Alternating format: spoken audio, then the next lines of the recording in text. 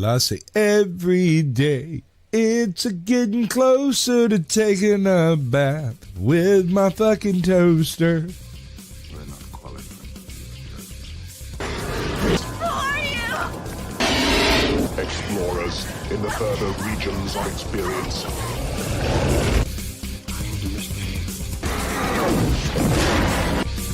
Did you not listen? And the hell with you.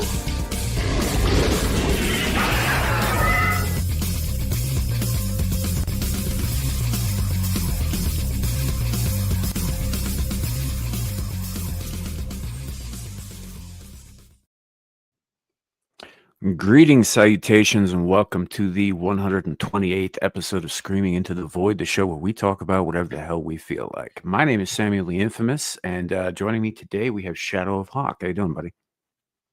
I'm doing pretty good. I don't know how the rest of you will be because this is a brand new microphone. I just set it up, played around with it, and I'm hoping I sound pretty damn good, or at the very least, not ear rapey.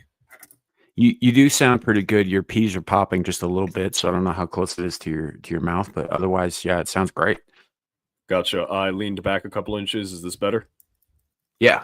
No, it sounds great. All right. Gotcha. I'll sit right here then. Yeah. Brand new Nano Blue Yeti, recommended by Gal and Sam and Magitech Mags, and purchased by Secret Santa for Christmas. So I'm very happy. Nice. I'm actually running a Blue Yeti myself. Have been since I got started here, and I switched over from my piece of shit gaming headset, which is if the gaming streams ever come back, if you guys remember those, they were. I do.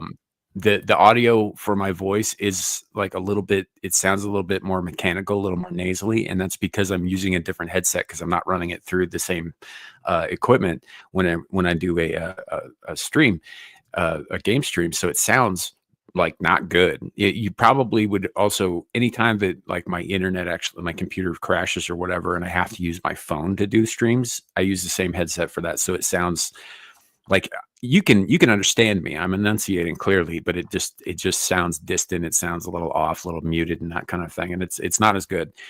So ever since then, ever since I've switched over to this Yeti, yeah, I've loved it, and I've had it.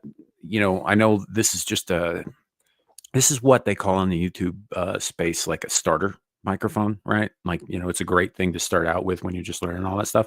But honestly, I haven't had too many problems with it. I think it's a really good microphone, and I'm happy to keep using it as long as I can, because I rather like this one. Plus, I get used to things, and I don't like change very much. So we'll see how that goes. But yeah, I'm glad you got one because yeah, they're a good deal. And a lot of us use them. And for those out there curious, this is kind of like it's like a USB plug and play kind of deal, right? And so it's really simple to set up and all that stuff. They're not super cheap. They're for microphones, they're pretty cheap, but like in terms of like affordability and all that, mine cost I think about $127 with the boom stand and the spit cover and all that stuff. So Yeah. But it was worth it. It's worth it. I've gotten like 2 fucking years of podcasts out of this thing, so I'm pretty happy with my investment. Yeah, I mean, I got mine for $50 because Black Friday. So yeah. So Lepo's saying robot voice. Are you referring to my the other thing I was talking about, or am I having some connection issues? Let me know. You sounded fine to me, so it might just be Lepo being Canadian. Yeah, or it could have been like the other mic, the other headset does kind of sound a little robot-y. So Gotcha. Now some of you might notice the conspicuous absence of a couple of riggers. Both Gal and Caucasian Sasquatch are not really feeling great, so they're not going to be up here on the panel, but we hope they recover speedily and correctly, and we'll see them again soon. So yeah, we're gonna say hello to the chat before we get too much further in. This should be an interesting show, folks. I've got a couple of things to talk about, but I think we're probably just gonna sort of wing it a little bit. First up, we got Lepo. We got Dom H. Hail, do you forgive me, Sam? Fuck you, Dom. No. Wait, what did I mean, Dom hi. He reminded Gal about, so for about 3 months last year, because I was saying, I don't like cats, right? Gal would bombard me with tags with, cute little kitty Yeah. fucking gifts and videos and shit every day for Yeah. months, right? And then she stopped doing it because, the joke played out, right? So the other day, she's running her Cooking the Books Let It Simmer stream, which is sort of the wrap-up stream for when she finishes a book, and Dom's on there. And then Devil's on there. And Devil, of course, was getting tagged in this because he made the mistake of one offhand comment. So he was getting nailed too. And there's one other guy she's been tormenting with this too. But and Dom's like, yeah, you should definitely bring that back. And I'm like, no, what the fuck, dude? Shut your fucking whore mouth. And you know what she did? 2 days later, cat video tagged me in it. So no, Dom, I don't forgive you. How much does Dom get paid if he's a whore mouth? It's just an expression, man. Wouldn't it be a slut mouth if he's not making money? Nah, semantics don't really apply to insults. I'm just saying. Dom's cool and all, but yeah, and there may come a day when I forgive him for this, but I will never forget. We also have Beak. Hi, Beak. Hello, Beak. In the chat. It's Caucasian Sasquatch. Dude, I hope you feel better soon, man. I know it sucks being sick. Right. I'm one of those unfortunate. What's that? I was going to say that was me 3 days ago. Yeah. And I mean, I'm one of those unfortunate people who, when I'm sick, I can't remember what it feels like to feel healthy. And so, I feel for you, buddy. Oh, yeah. Get Sam some chicken noodle soup. It's pretty rough. I'm not actually sick today. I'm not feeling great. The temperature and the barometric pressure changes and shit are making all of my joints hurt, and my head feels like it's full of cotton. It's not like sick so much as it is like adjusting, but it's not fun. So we also have ATL Transparency News. Hello. Welcome in. I can see Truism of Stormcrows in chat. Hey, buddy. Good to see you. Hey, Stormcrow. Long time no chat. Yeah. And then, I think that's everybody who's in chat at the moment. But yeah, it will get worse this week. Yes. It's actually supposed to get down to like minus 15 tonight prior to factoring in wind chill where I'm at. So I think it's like 6 degrees outside right now. So yeah, it's awesome. And we had snow last night, and there's more coming tonight. So yo, should be a good time. Takes forever to get rid of lung issues. That is true. You can take that for somebody who had chronic bronchial infections when he was a kid and have had pneumonia 3 times. And it's rough. That kind of respiratory illnesses suck. So hope you enjoy the Arctic air from none of it. Sorry, somebody said something. I think it might have been Ulipo in Amir's chat a couple of weeks ago. They were talking about Trump wanting to annex Canada, right? I'm against this 100%, by the way. But and somebody said something about like, you don't want none of it, and I was just like, I absolutely want none of it. And by none of it, I mean Canada. Yeah, we don't need Canada. It's not good. So it's North Africa, though. I don't want North Africa either. Fuck all of them.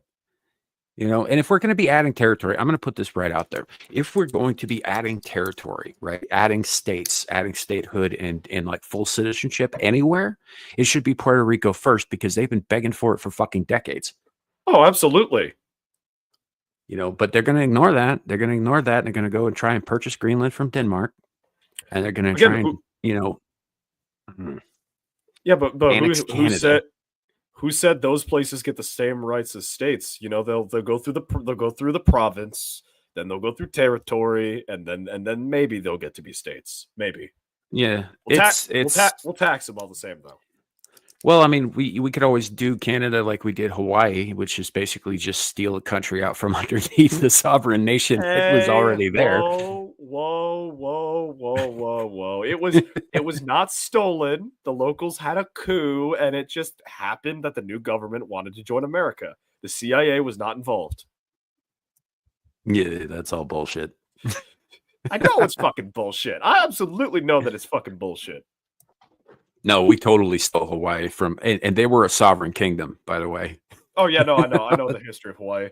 Squatch is getting mad at me. He's saying use a pop guard. It did not come with a pop guard. I don't know what I should use to protect it. The pop guards aren't super super expensive. You know, that kind of thing. Like the one that I use is it's really just sort of like a double layered net that sits in front of the thing, but you can also get those fuzzy like covers that go over the actual mic itself. Gotcha. Yeah. Wait, hold on. I got like a little bag. Maybe this will work. I don't know if that's gonna work. We'll see. It's fine. I don't know. It's tolerable. I'm not having a huge issue with it myself. So. How's that? Is that better? It sounds fine. Try using a P. Peloponnesian. Nope, still popping. Fucking son of a mother. You know, just I mean, you know, maybe get just a little bit further back from the microphone or work on it. Like it should have some sensitivity controls on the back of it too. You know. Let me see. I mean, there's like a button. So there's a button, and then there's a dial. Yeah. But you should be about like 5 to 7 inches away from the mic too when you're talking. All right, hold on. Let me grab a tape measure. Do I have a tape measure? Well, it doesn't have to. Like, just eyeball it, dude. I'm legally blind. My eyes don't work.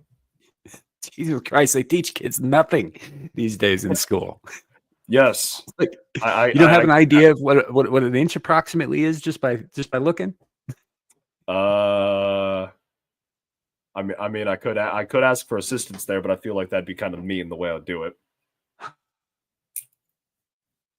Anywho, yeah, this is probably your whole generation. You don't know the first fucking thing about anything that's actually useful.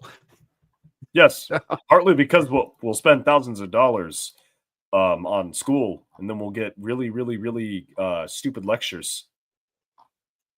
Yeah, no, I'm just talking about public school, man. This is something that you should have been taught in fucking grade school, like what an inch is, what a centimeter is, you know, like, all of that stuff.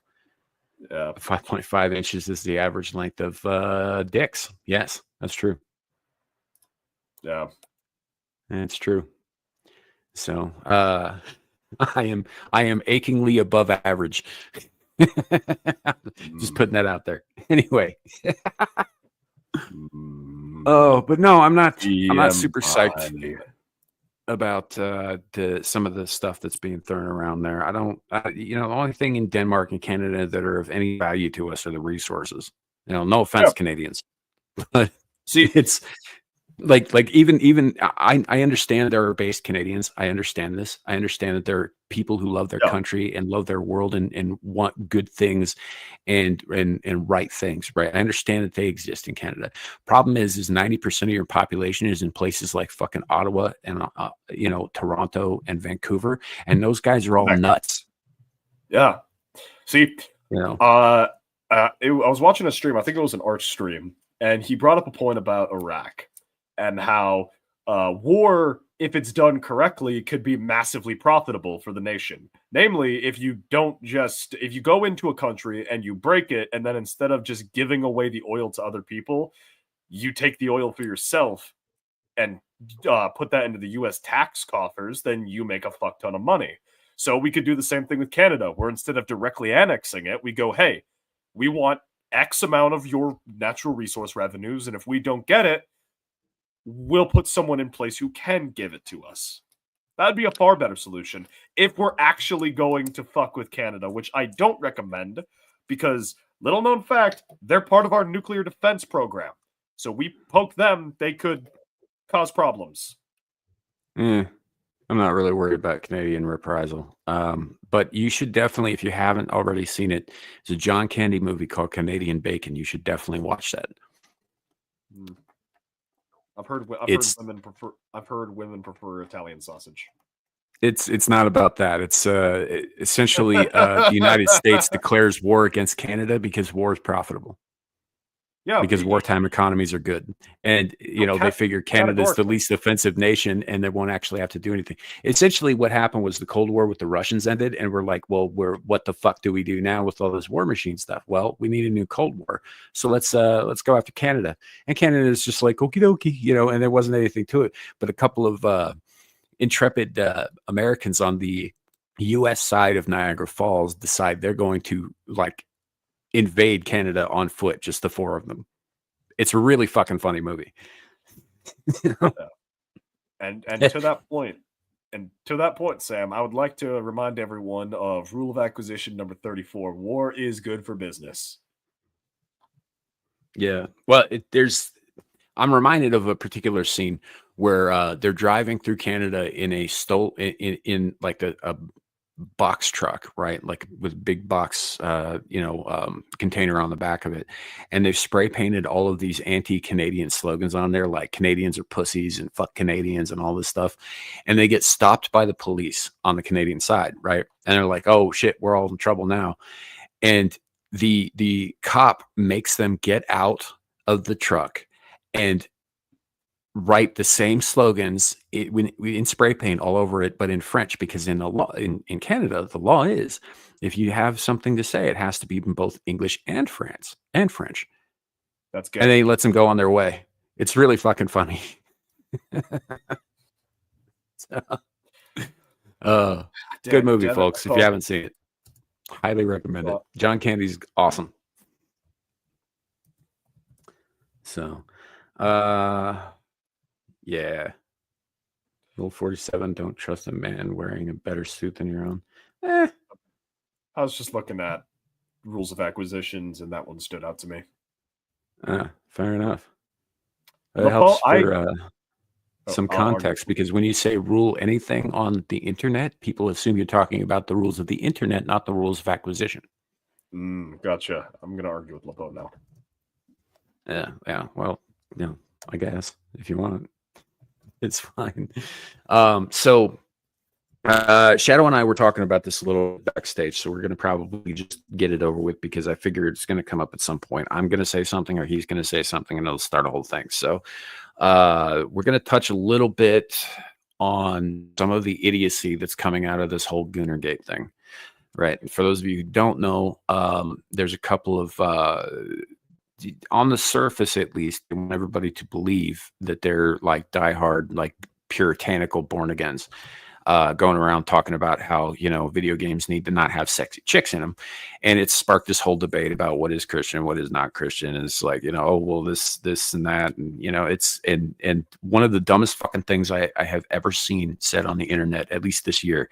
And granted, we're only a couple of weeks into the year, but still, I mean, hey, we had like what, 3-4 major domestic terror attacks. So the year's gone by fast. It's only been 18 days, but it's gone quick. So, and people have said a lot of stupid shit in the interim. But this really takes a cake is a particular person. And I don't want to be calling people out by name. That's not what I'm about. But this particular person put out a post stating that the satanic panic didn't happen, and that it was just society trying to get rid of Christians. Yeah, that's what he said. I was fucking there, dude. The last two times, I'm gonna say this right now. Not only did it happen, but it happened in the 90s. It happened in the early 80s, late 70s. It happened in the 60s with rock and roll, right? It's not only happened, but it has happened multiple fucking times, and I lived through the last two of them. Yeah. And personally, like, whenever people talk about the satanic panic, I always think of, obviously it fucking happened, but the angle that I want to always talk about the satanic panic about, hey, Aaron, is the fact that, like, you don't get that kind of energy out of nowhere. Like, you don't just have people suddenly deciding cute little Japanese creatures that fit in little spheres are suddenly tools of the devil. What caused people to lose their fucking minds? And personally, and Sam may disagree or may agree with this, it was a subconscious recognition that there was something wrong with society. That something being the Marxists. But because most people hadn't had to actually think or rationalize for most of their lives. Instead, they go, okay, something's wrong. It wasn't wrong when I was a kid. What's new? Dungeons and Dragons, Pokemon, Yu-Gi-Oh, rock and roll.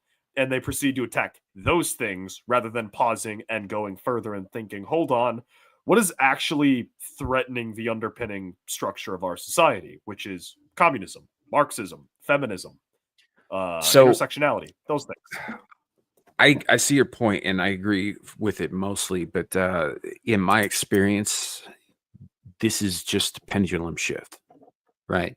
So for the last, say, 15 years, everybody's been under attack by the fucking commies, right? Everybody, right? It's the woke shit. I meant to clarify. I meant back in the 80s and 90s. Right now, absolutely right now is a pendulum shift. Just I'm talking about how it's swinging back now, and the thing is like this kind of puritanical burn everybody out who's not one of us bullshit is not exclusive to commies. Christians do it too. They've been doing it for fucking centuries. Yes. Right. And so in my opinion, the reason that this kind of nonsense swings back around every usually over something fucking small and petty, I might add, it comes back around every so many years is because they're just waiting their fucking turn. Yeah. Right. Everyone's waiting for their turn for power. You know, they're just waiting for their turn to be able to get in your face and tell you how you're not living up to their societal standards, right? That's just the gist of it. Like last year, right? Yeah. I made this point last year, and probably before that in my personal life. Just like I'm a fairly right wing person, right? You might say some of my takes might even be considered a little further than fairly right, but one of the things that I'm not on board with is theocracy. I'm not on board with authoritarianism in any sense, right? And I don't care what the source of that authoritarianism, whether it's the state or whether it's God. I do not care. I am against it, right? And so last year, when everybody was talking about how we gotta prevent these people from tearing a country apart, and we gotta do that. I mean, yes, that's true. We did need to prevent bad shit from happening to this country, or further bad shit from happening to this country. But Sam, as I had your shitter netting, just letting you know. Am I pretty badly right now? This second? Not right now, but like you were kind of like popping in and out, but at least for me, the last like 2 sentences had a lot more like word, silence, completely unrelated word, silence. Yeah. Well, there's not a lot I can do about that at the moment, but yeah. Sorry to interrupt. So the problem that I was having was that I'm standing shoulder to shoulder with these guys, right? I'm out here and I'm pushing for, what I think would be good for this country alongside these guys. But it's like, how long before they, say we win, say we push the commies out, and we're never going to fully push them out. That's never going to happen. But say we take power for a while, right? What happens then, right? Well, they're going to need a new dragon to slay because this is the nature of man. Who are they going to go after? People who differ slightly, people who differ a little bit, people who would otherwise agree with them on everything except the going to church part, right? They're going to turn on me next. I knew it then, and we're fucking looking at it now. Not to make this about me, because they're not actually coming after me specifically, but they are coming after people who don't see things precisely the same way they do, and it's over a fucking video game. It's so stupid, and this is just how it is. Like as far as I can tell, there's no group, right? No side that can get its shit together in a total and complete way, right? There's always some like, oh well, you're just not quite good enough. We've talked about purity tests on this fucking show before, many times actually, because this is a real thing. I'm fucking not. I think it's bullshit. If you have somebody who's willing to stand up beside you and fight off actual evil, right? Then what the hell do you care if they don't go to the same church you do? That's idiotic. Is that not in and of itself a purity test? The requirement that you need to be willing to stand against evil to stand with me? I mean, if you want to fucking split hairs, yeah. You know, like if you get down to it, yes, then everybody on earth is going to have some kind of like purity test. I'm talking about the broad sweeping ones. You're not Christian enough for me, or you're the wrong kind of Christian. You know, that Quibbling kind of about the crap. detail. Yeah, quibbling You know, about the detail. The puritanical must be like me level of purity testing. right? You know, and it's just, and that's my issue, because there are plenty of us out here who are not that interested in changing anyone else's belief or way of life to match my own. Right. All I want is a country where my kids are safe and healthy and left the fuck alone by the government. Right. And I think that that's not too much to ask. You're a witch. I have actually been called that in the past. Yes, several times. I'm not a witch. Oh. I have nothing to do with Wicca, but but I've also been called a Nazi too. So there's that. You know, it's just So have also, I. Also not one of Twinsies. those.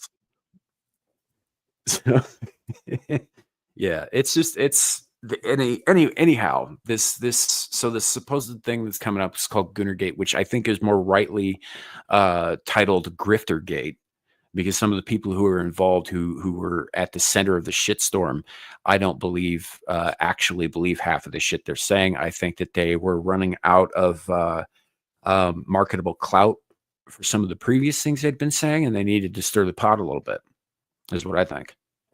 Oh, absolutely. See, had their arguments been, I see the starting point that they're coming to.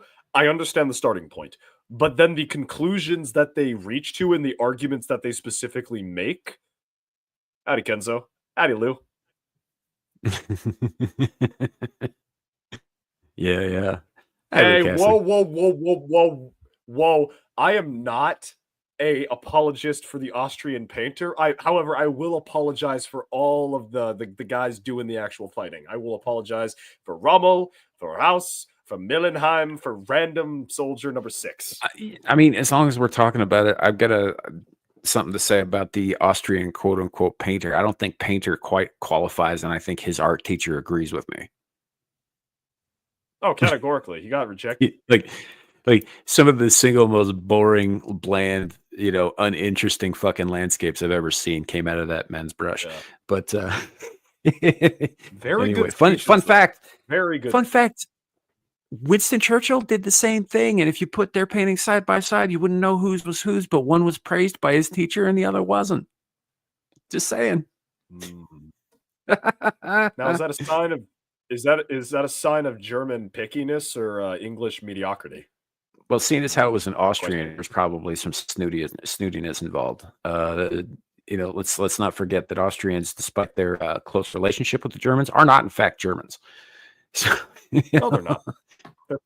That's one of the it's one of the funny things about when people say, "Oh, the bad German." I was like, "Which one?" There's been a lot of bad Germans. Oh, that guy? He's not German. He's a fucking Austrian. He's that's like saying Napoleon was French. No, he wasn't. He was Corsican.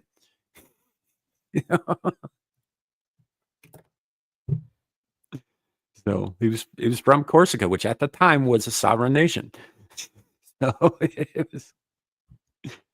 is what it is. Aaron Laura, a funny story. The very first time that I got called that to my face was not in a political context. It was by an employee of mine who was mad that I demanded he show up for work and actually do his job. Damn. Yeah. I was like 23 or something like that, and I was an assistant manager at the place I was working at, and I was in charge of keeping people in fucking line. And dude wanted to do what he wanted to do, and I was like, "No, dude, you need to like be here on time and actually do your job and not fuck off so much."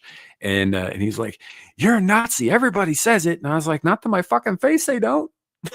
What a fucking zoomer. What a fucking He's zoomer. actually my age. I went to grade school with this guy. Well, if he acts like a zoomer, if he talks like a zoomer, if he drinks zinc like a zoomer, he's a zoomer. Wait a minute. Oh, dude, this was a while back. Zoomers weren't even a thing yet. You know, Mm, that was must have been a greater world. yeah. It was. You're gonna get people like that in every generation, so you know it's fine. Yeah, I'm actually pretty good friends with his older brother too. I worked with that guy for years, but gotcha. it was just. But the very first time anybody called me that to my face was that guy, and it was like kind of getting splashed with a bucket of cold water right in the face. I was like, wait, what? It's Wait, like what? all I did was do my job by telling you to do your job. Like How, I'm not how, asking you to ride a train to Buchenwald. You know, how exactly am I of a German nationalist persuasion who believes in a Marxist doctrine involving autarky and again German worker? What are you insinuating? So fucking yeah. retarded. So fucking So retarded. yeah, I was like, okay, well, you can think that, but you still need to do your job. You know, is basically what it came down to, which is really funny because then in that same job, I actually did get grilled by Homeland Security once. What? Yeah, they were still a relatively new thing. I mean, this is only like 5-6 years after the Patriot Act got going and all that stuff, and DHS was formed. It wasn't anything bad. It was one of the other guys who was working under me was getting a job, a sensitive job with the Air Force, and they were grilling everybody he had ever met. And since he was working directly for me and with me at that time, I was one of the top people on the list. So I went in and said a bunch of nice things about him. They asked me a bunch of questions like, has he ever hung out with people who were involved with ISIS? Has he ever expressed anti-American sentiments? The usual shit, right? And I it's like I told the truth. No, he was very much patriot and very much into serving his country and all that stuff, and he was a good dude. But as soon as I got out of there, when it was just me and him, he's like, "What'd you tell him?" I was like, "Oh, I told him you wanted to burn the White House down." That is a very Sam thing to do. That is a very ace thing to do. Sam. It was pretty funny. He got real scared that I actually said that. I was like, no, dude, I'm fucking with you. You're good. You're good, man. You get to join the Air Force. You get to go die in Iraq. Yeah. No, it wasn't. He wasn't getting shipped over. It had something to do with piloting drones like remotely. So obviously I don't know all the details, and because they were keeping a lot of that shit classified, so it wasn't. They just wanted to know if they could trust him.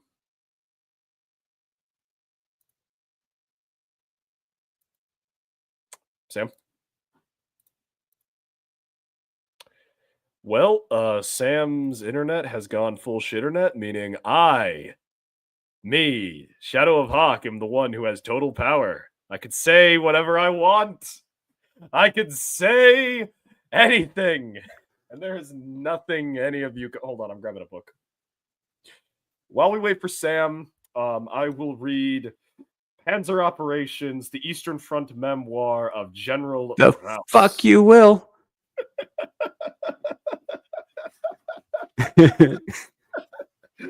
Chapter 1. What did I just say? Fine, I'll grab a different book. I'll grab something else. Hold on, what do I have? Nope, we're not doing that. We're going to continue with the show. It was a hiccup. Okay, got it. I'll have this one on standby then. Anyhow, this is what happens when we don't have like a I guess a roadmap for the show kind of thing. Like obviously we ramble no matter the show or anything, but usually I do have like topics lined out and like an order of operations for said topics and that kind of thing. This is not one of those days. It's been kind of a weird week. You know how it is. It was a lot more focus on last night's Abyssal Musings, and there wasn't Screaming to the Void this week on account of Larry wanted to have a really great birthday show. So, I was wrangling guests for that and that kind of thing. And shit gets away from you. I also, for those who don't know, I do work a full-time job outside of YouTube, and it takes up, a fair amount of my time as well. Plus needing to sleep and eat and do something other than fucking like worry about all the horrible shit in the world on occasion. So, Yeah, this one kind of got away from me. So we do have some things to talk about, but it's not like it's not like a formally structured show. So I do hope that it's at least somewhat enjoyable. What's really fun, Yeah. if you go all the way back to the beginning, right? The very first Screaming into the Void, I clearly don't know what I'm doing or how to talk on the internet, right? Or how to speak Gotcha. and continue to speak and keep things lively and upbeat. In fact, I was told several times um, that I had this kind of monotonous sort of tone that was simultaneously soothing and boring at the same time, which is something I've worked on since then. I get why people would say that about me, but I've worked on since then, and I'm more able, I guess, to carry on a conversation with empty fucking space, looking at a chat now than I ever was then. Plus, we had regular people on then, you know, like we have throughout the course of the show. Very first episode was me, Maester Chow, Lawrence Knight, and a couple called the Jamericans, right? Who haven't been on the show in a while. Actually, need to reach out to them and see how they're doing. Um, I mean, it's and been 2 years. Yeah, yeah. Well, I mean, I've talked to them more recently than 2 years ago. It's just been a minute, you know. Gotcha. Yeah. And they you know, they got busy with life and stuff, and so they haven't been available to do live streams and that kind of thing for a long time because, you know, career changes, you know, family, that kind of thing. It just, you know, you got to do what you got to do. Um, Fuck, I've known but you for 2 fucking years. I just realized. yes, yes. Yeah, The very first episode you were on was episode 15. Yeah, I've got that. How do you fucking remember that? I've got that pulled up right now. Because that was also the first episode where we went 3 hours, and it was just you and me and Kat. Yeah. I remember that episode pretty well. Because it was a landmark, I guess. I don't. I'll go back and just randomly decide to watch streams either of just me or panel streams, and I'll hear something that I said that was completely out of fucking left field, and I'm like, oh, that's why people think I'm batshit crazy. Yeah, yeah, yeah. Fuck. It's the internet's a bitch for out of context. It really is. Yeah. So, Yeah. but yeah, so you go back further than that, and like really, it was just me in a conversation with some of my friends, which is how this all started. I think we had one fucking live viewer that first episode, right? And it was somebody I knew in real life, by the way. So It was Carrie. It wasn't Carrie. Carrie showed up later. In fact, I think Carrie was like the special guest or whatever on episode 3. And then he did the show with us for a while too, until he told me that he hates panel shows, and I was like, okay, well, if you had said that, I wouldn't keep fucking inviting you on because, you know, you don't want to be here. You know, so I get it, and I understand why he doesn't really like people. Right. And this is no different to him than like being in a room full of people. So, you know, it's just I could not tell that Carrie does not like people. Well, I don't like people either. I'm just better at hiding it than he is. Yeah. Well, see, I don't think it's necessarily a hatred of, well, I was going to say it's not a hatred of people, it's a hatred of stupidity. But when stupidity is a very common trait in people nowadays, yeah, that's kind of. No, I genuinely don't like people as a rule. Like, I like some people, but people as a whole, not so much. You don't like people, you don't like cats, you tolerate dogs, you hate snakes. What do you like? You know, it's funny that you asked that because I actually am not as hardcore on a lot of that stuff as I was in my youth. When I was your age, I actively hated all existence. Gnostically or nihilistically? No, I mean all of it. Yeah, Gnostically or nihilistically or Buddhistly. No, I mean all of it. Like, you know, even if you take into account things like quantum theory and multiple universes, I hated them too. You know, Yeah. like all of it, literally all of it, everything from the spiritual down to the most mundane atom, all of it. Fuck. Full on fucking Owlman shit. Yeah, yeah. You know, like I fully believed at that time that oblivion was the only good thing ever. Nihilistic, But not just for me. Huh. But not just for me. For everything. So down what to you're the saying grains of is, sand. so what you're saying is there's an alternate universe where there is a Samael the Infamous who has spent the last 40 years of his life trying to find a way to end all of the universe. I would go so far as to say that if multiversal theory is in fact a true thing, and I'm not 100% sold that it is, but if it is in fact a true thing, there's probably at least 1 or 2 universes where there's a Samuel the Infamous who succeeded. And then there's a universe where there's a Samael the Infamous that's a good not that Yeah. no, you're a good person. Or That's a superhero. rather, let me That's a superhero. let me correct what I just said. There were universes where Samuel the Infamous succeeded. They're not there anymore. Yeah, I mean, Galactus isn't really malicious. He's just hungry. So I don't know. I don't know about that. So Galactus is hungry. What does that make Sam? Yeah, that's about right. You know, I'm just a little less motivated than he is because I'm not going to starve to death if I don't eat your planet. Yeah. So anyway, yes, Beak, take that, amoebas. Fuck the amoebas. You know what? I still hate amoebas. Those little bastards, right, have the gall to go around thinking, oh, I'm something special just because I've only got one fucking cell. Fuck you, amoebas. You know? Sandwich. Sam is going to train his sperm to fight amoebas. The poor little amoebas will have to learn how to fight like the Imperial Guard. No, they're all gonna die. It's going to be a little bit more like the Ewoks, I think, versus an AT-AT.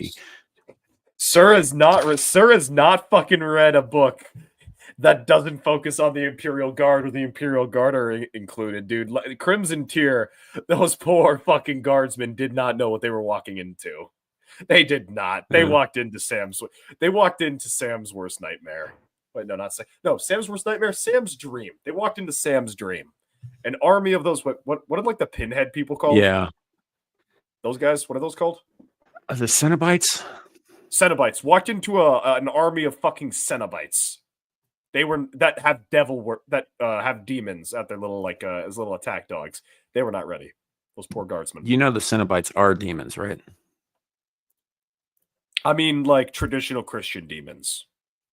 Like it has nothing to do with traditional Christian theology at all. But they are demons. So the Cenobites, and then they have attack dogs that are actual demons.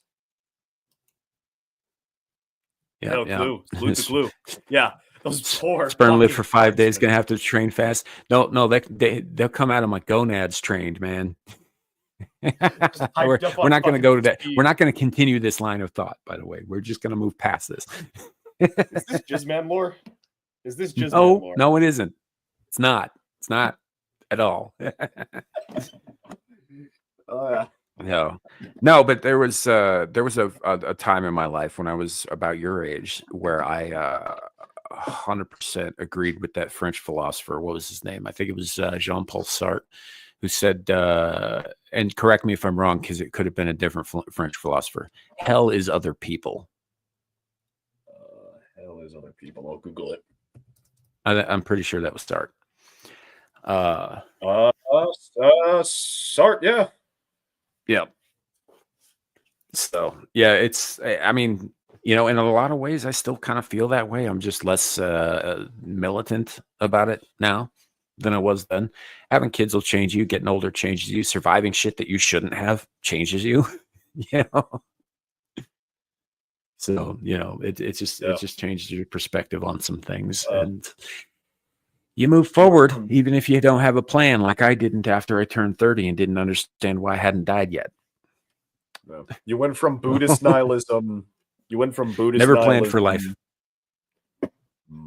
Never planned for life. Never planned for life. I've got a plan though. It's a great plan.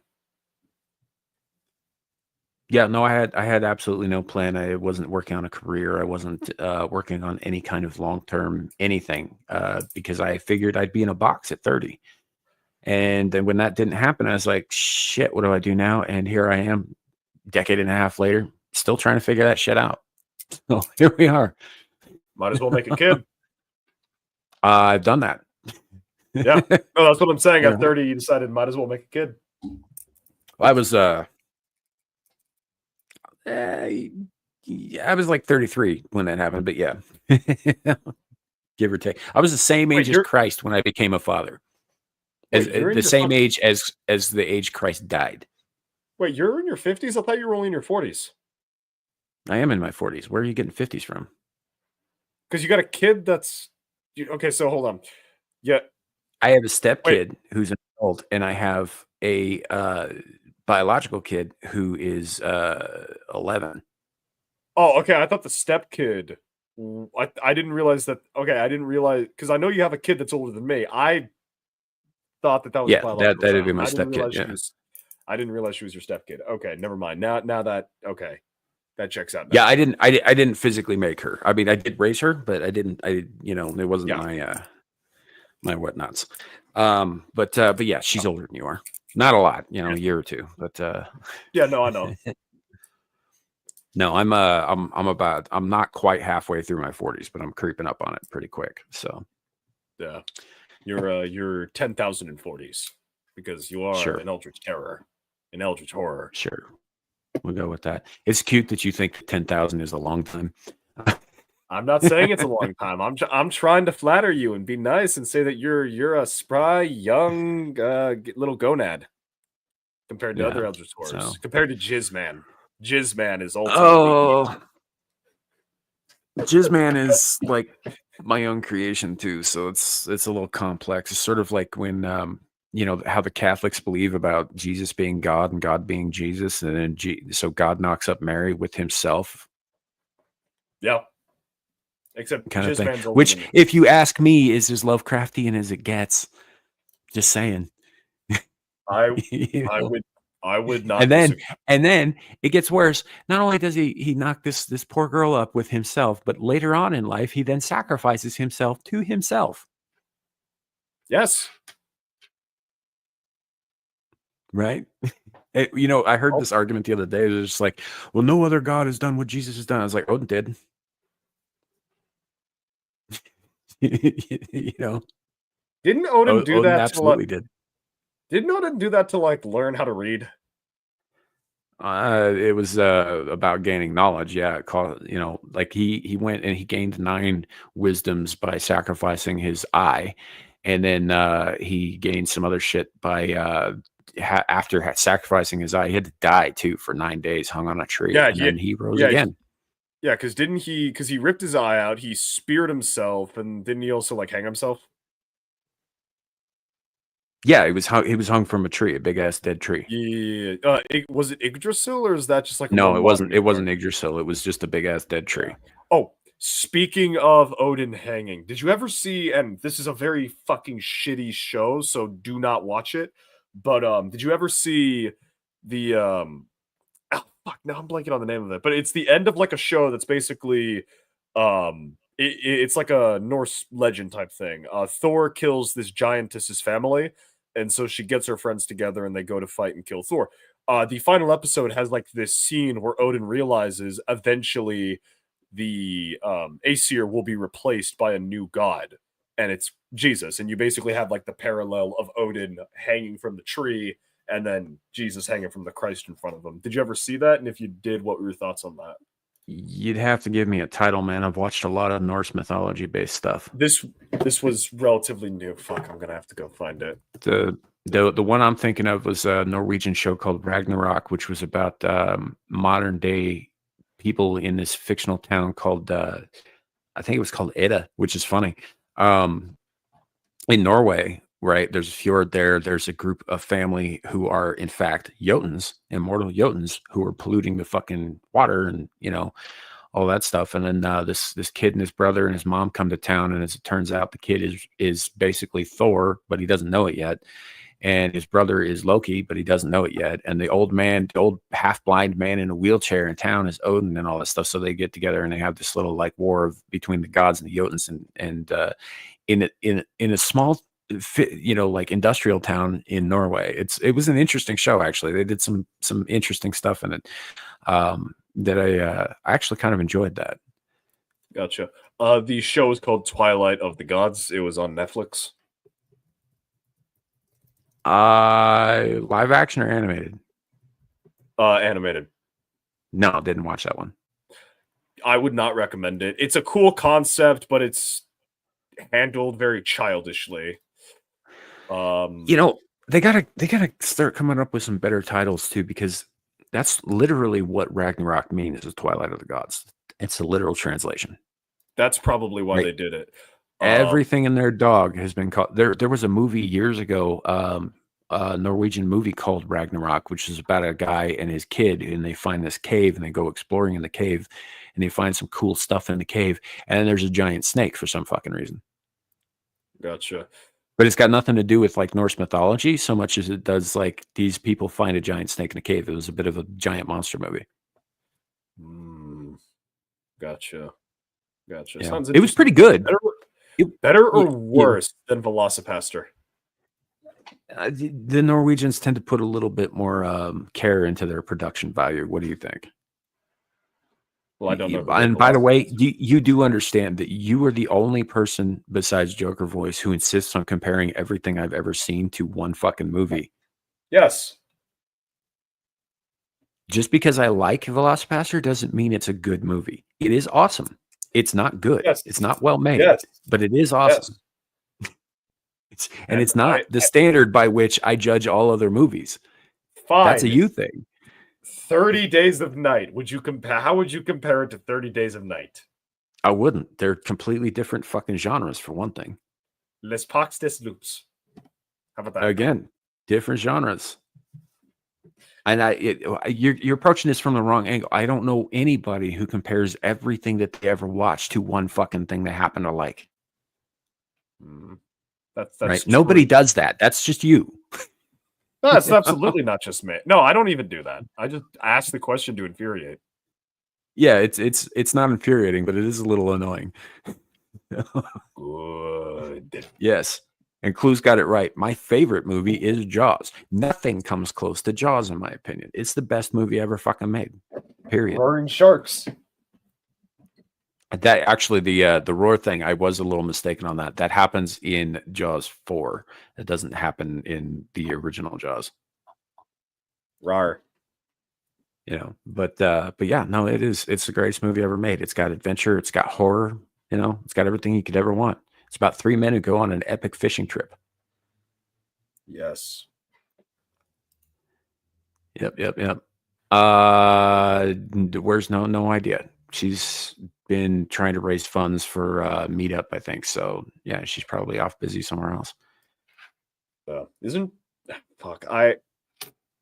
think I heard like something on like, isn't she also trying to bring her sister or something like that? So that's like she needs a lot of money, or did I miss? I have no idea, man. Gotcha. Okay, because I remember there's. I'm not involved in any media preparations because I don't go to these things. So yeah, neither do I, but for probably completely different reasons. Yeah. She did a buy a girl a drink fundraiser stream last night. I know that, but that's like I haven't talked to her in a little bit, so I don't honestly know where she is or what she's doing. So you have to ask her, Clue.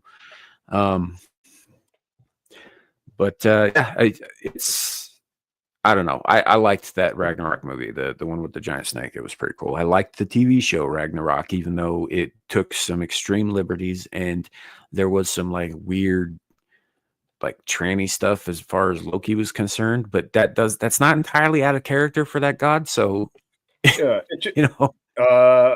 Did they handle it in the? Oh, look, Loki was trans. That means trans people are the same as normal people. Or did they actually handle it in the Loki is fucking weird, like way? Well, what's funny is, yeah, it was pretty much Loki was just a fucking weirdo, you know. Gotcha. Like he gets gay in it, but it's not like a big deal for that character because, like, Oh. if you look into the old myths, right? First of all, Marvel's got a bunch of shit wrong. Loki is not Thor's brother. He is Odin's blood brother. They're not related. He is in fact a Jotun. He's not one of the Aesir. He's not one of the Vanir either. But he is this kind of trickster. He's a blood brother of Odin. And he does all kinds of shit, sometimes for fun. Sometimes, he's seriously trying to help out. Sometimes he's seriously trying to harm. It just depends on his mood really that day. But there's this one story in particular where a giant, one of the Jotuns, shows up because the Oh, I know Aesir this. are I know looking this to one. build a wall around I know this Asgard, one. right? This is a good one. And I like this one. they want did shut the fuck up and let me tell it. No, I refused. I will mute you.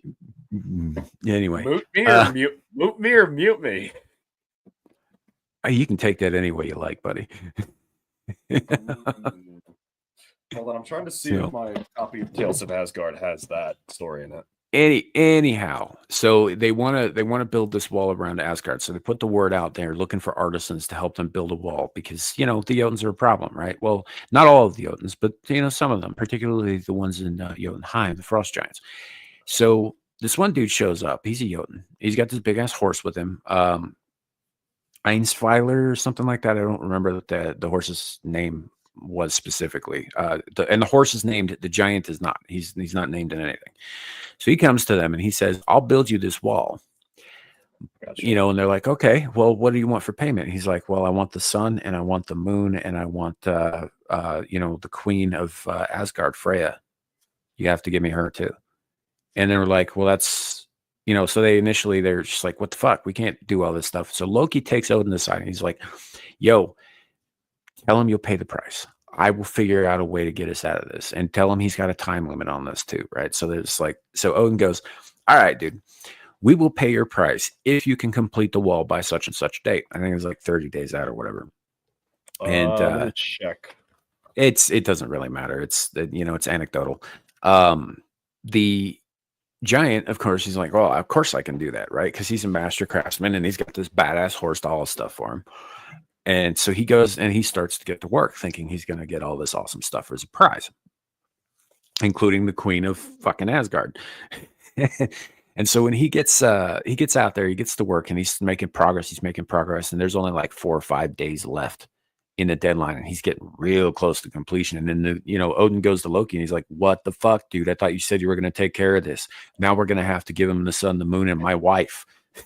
And Loki's like, "No, don't worry about it. I got it. So what he does is he turns himself into a mare. That is a female horse, right? Yes. And he goes out and he distracts the giant's horse by letting the giant's horse pork him a lot, right? Takes off over the hills instead of being there to help the giant. The giant wakes up every day. He's like, "Where the fuck is my horse?" And he's like, "Well, I got to get this done." So he gets to work without the horse, which slows him down. Right. So he's not able to meet the deadline because the horse is off banging Loki, who is in the form of a female horse. And it works. He misses the deadline by just a little bit, but it was enough that they didn't have to pay him, which of course made the giant grumpy. And he went back and told all his Jotun buddies, and they were like, "Well, now we have to extra hate these guys." And it started a whole other slew of like wars and fucking betrayals and shit like that down the road. Loki comes back to Asgard after a period of time with a small colt that had 8 legs, whose name was Sleipnir. Yep. Sleipnir was the son of the giant's horse and Loki. Loki, a male Jotun, was the mother of an 8-legged horse named Sleipnir, who then later on became Odin's reliable steed and was, one of the most revered figures in Ragnarok. What's really funny about it, though, is that Loki refuses to acknowledge Sleipnir after that at all. Anybody who brings it up, he will fuck you up. He does not want to be reminded that he got knocked up by a horse. Hey, he fucking volunteered. Listen, he got to live Vosh's dream, all right? Yeah. So it is what it is. But he was ashamed of it. That was the thing. In the midst, yes, he turned himself into a female. Yes, he engaged in bestiality. And yes, a dude got pregnant in this story. But what they keep leaving out when they say, "Oh, well, Loki was all pro this and that," is that he was fucking ashamed of it. Yeah, and also okay, yeah, he's pro it. He likes it. He's also a fucking entity of chaos. That's not... mischief, less chaos, more mischief. Yeah, it's the same point. He's not exactly a good role model. It's like whenever people bring up what the fuck is his name? The trans Roman emperor, assuming he was trans. The guy was a fucking nutcase and a rapist. Yeah. I mean, By yeah, Roman standards, he was a rapist. sure, but that's not like in Loki's case. Like, the dude would turn Thor into a frog just to see a snake eat him. Yeah. Right. It wasn't personal. He just thought it was funny. Oh, right. Which is why I say more mischief than not. Like, he doesn't become a real threat until the final days of Fimbulwinter. Yeah. Wait, so if he's just a trickster, why the fuck does he go all extra during Ragnarok? Because he's very flamboyant. I don't know. Lepo says the Midgard serpent was the son of Loki. No, he's one of the children of Loki. Yes, by his longtime consort, a Jotun named Angrboda. They had 3 children. The Midgard serpent, Jormungandr, is one of them. Fenrir's wolf, or Fenrir, is another, and the third is the god Hel, who Marvel completely misrepresents. Completely. At least in the MCU, at least. I've heard some people say sometimes the comics get her better. It's still not Hel. Like, Hel is, so the classical description of Hel, and it's not Hela, it's Hell. It's actually where Christians get the term Hell. It rules over the realm of the unhallowed dead. Right? Anybody who didn't get into Asgard, or was a betrayer or a criminal or a coward or any of that stuff, they go to her realm, which is frozen over. She rules over all of that, but because they didn't know what to do with her in Asgard, they're like, you can have this kingdom over here. And she appears in the form of a 10-year-old girl, split down the middle. Right. And I don't mean like split in half or whatever, but like she's like Two-Face. On one side, she's a 10-year-old girl. On the other side, she's a rotting corpse. Yeah. And she just, frankly, Odin and company sent her to her realm, which became known as Hell because of her. Helheim. Because she was creeping them out. Yeah. Just being there. She never said anything. She never caused any trouble, but she was creeping them out with her mere presence. So they decided to tuck her away in the most forlorn and forsaken place in all of the 9 realms. She got a realm out of it. She got Helheim. Like, it worked. Yeah. So it is what it is. And then there's a whole bunch of shit about Jormungandr and Fenrir, especially with Fenrir concerning the betrayal of Balder and all that stuff. And also when Fenrir gets loose in Ragnarok, he's the one who kills Odin. Yep. That reminded me of something really, this is probably a detail you would fucking hate from that show I mentioned earlier, the Twilight of the Gods. Jormungandr, is a woman in that, and she's Thor's lover. That's so fucked up because, again, in Ragnarok, Jormungandr is a giant snake. And Thor and Jormungandr kill each other. Yeah, Jormungandr swallows Thor, right? Like, poisons him. Oh. Poisons him with his bite. And then Thor smashes the snake's head in with this hammer, and they both die. See, if it was a swallow situation, I was going to make a joke because I think Zack Snyder, if I remember right, was the director for this. There were multiple fucking scenes of Jormungandr giving Thor a head. It was fucking creepy. It was weird. It was a weird show. I regret watching it. That Ragnarok show I mentioned earlier about the kids who were basically like reincarnations of gods and stuff, Norwegian made. Jormungandr is in it. Jormungandr is in fact birthed by Loki, but it's not what you might think. Jormungandr is a gigantic tapeworm that he had removed that grows to gigantic proportions in a lake and like starts eating cows and shit and people.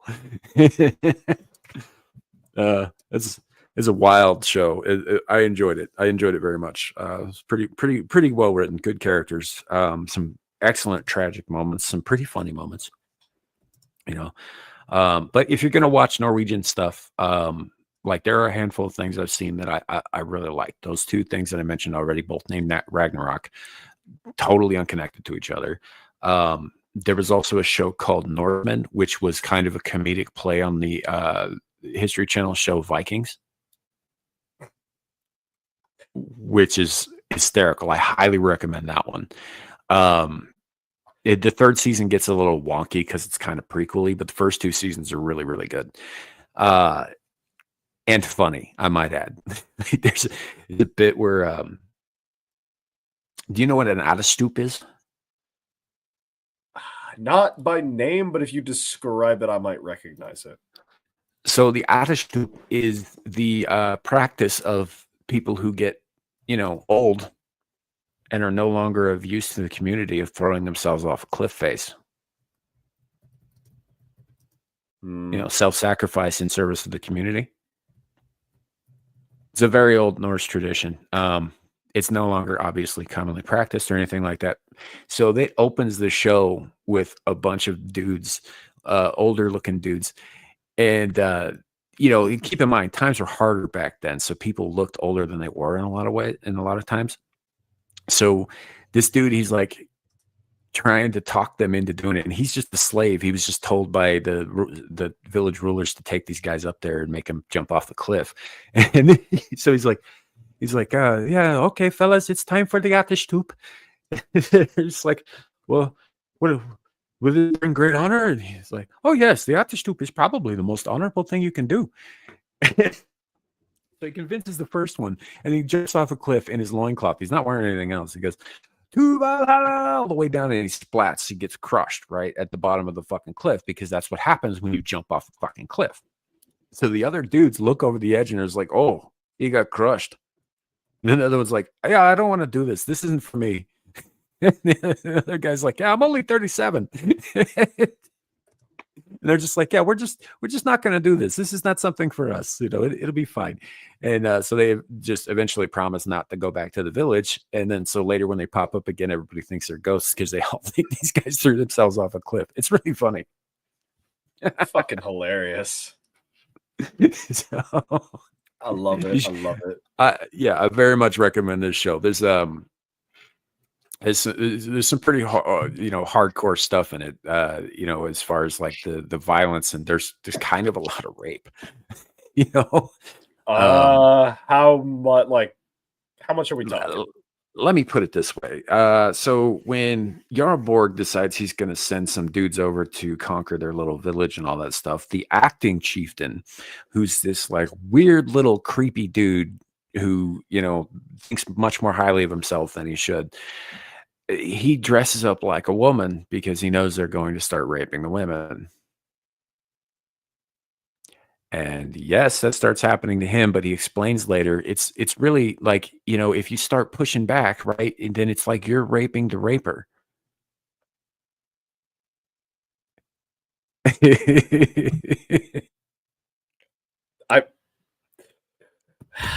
For those listening to the audio, I turned my fucking camera on to capture my expression.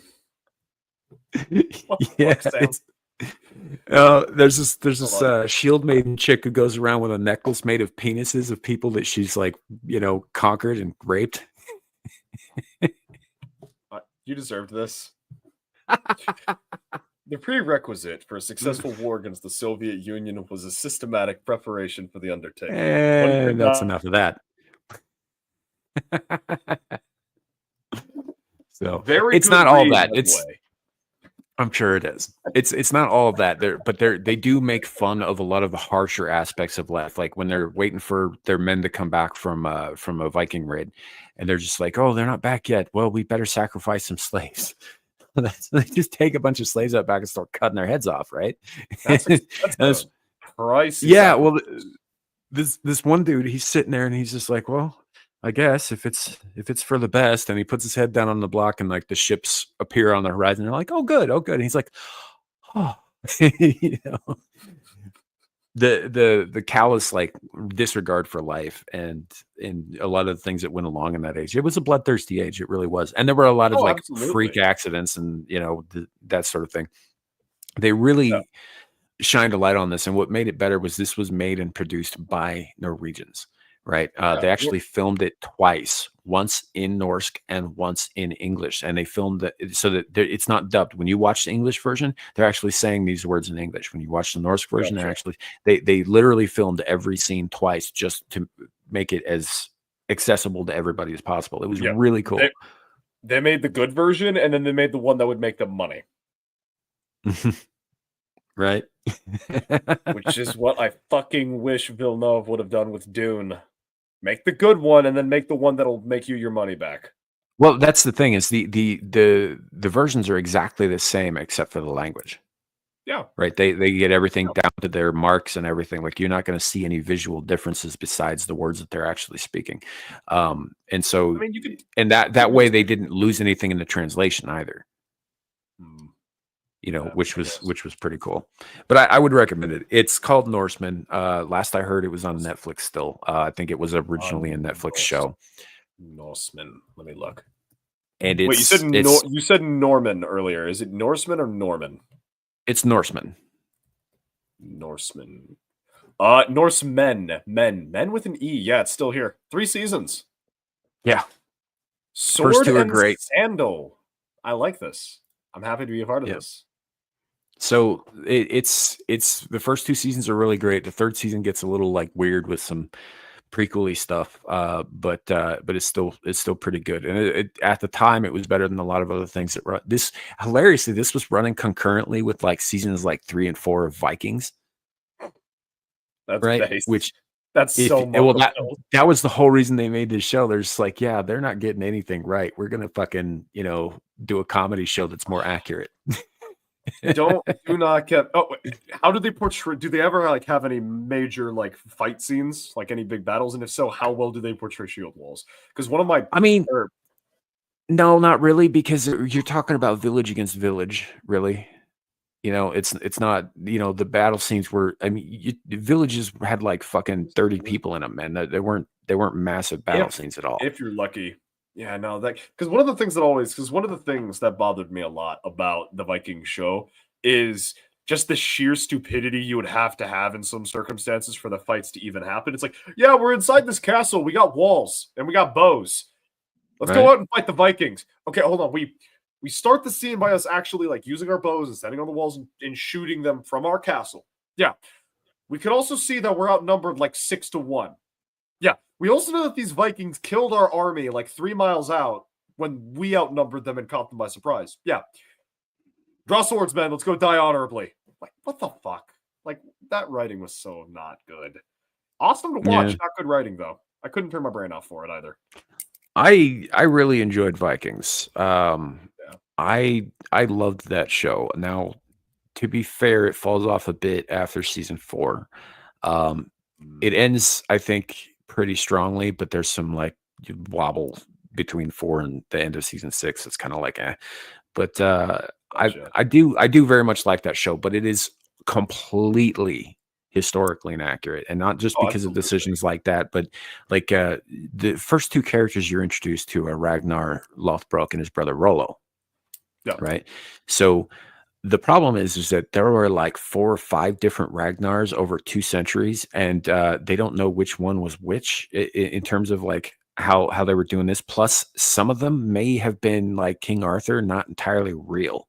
And it's isn't the name Ragnar Lodbrok basically like they took like a bunch of different dudes over 200 years and attributed the same events to the same guy in like a Beowulf style story, and then modern people think that Ragnar Lodbrok was kind of.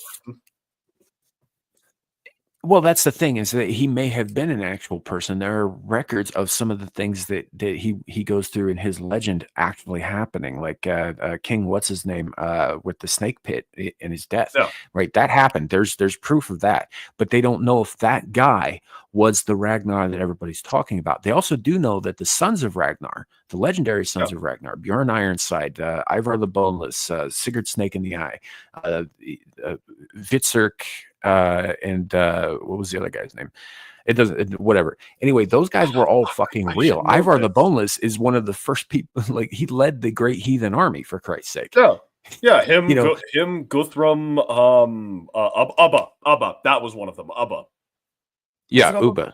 It was Ubba. Yeah, Ubba was an explorer and that sort of thing. And Ivar Bjorn Ironside did in fact reach North Africa on his journey, to explore and all that stuff. Like these guys were real. There's real documentation. They're called the Sons of Ragnar, but nobody knows if their actual father or even if they were actually brothers, because the Ragnar that's in the show is almost entirely made up. Yeah, no, absolutely made up. Yeah. Plus, if he did exist, Rollo would not have been his brother because Rollo wasn't even born for another 200 years after the period that the show takes place in.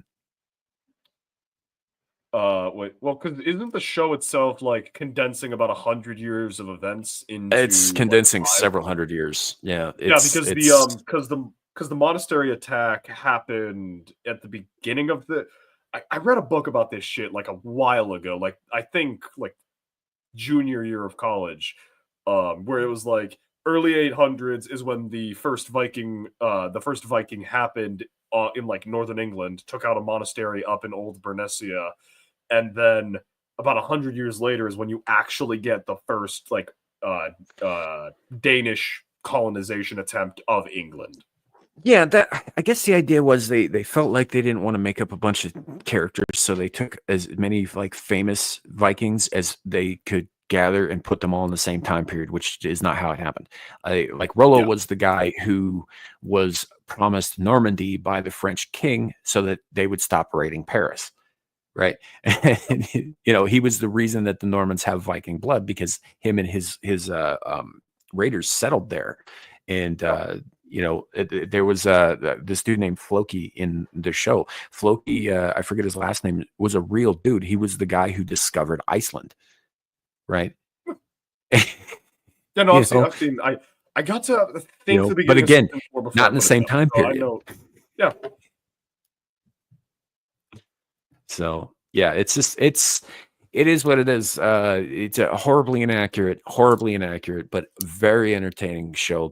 With really great, as written, the characters tend to be really, really good, and their arcs are pretty good. I even didn't mind when they got into some of the girl boss stuff with the shield maidens later on. That stuff I didn't mind that much because most of those characters were fleshed out. They weren't just like 2D representations of somebody's fucking fetish. Yeah, because where I was gonna go with that is like you can write the shield maiden, the warrior maiden, like fucking Eowyn exists. Eowyn is a character that works.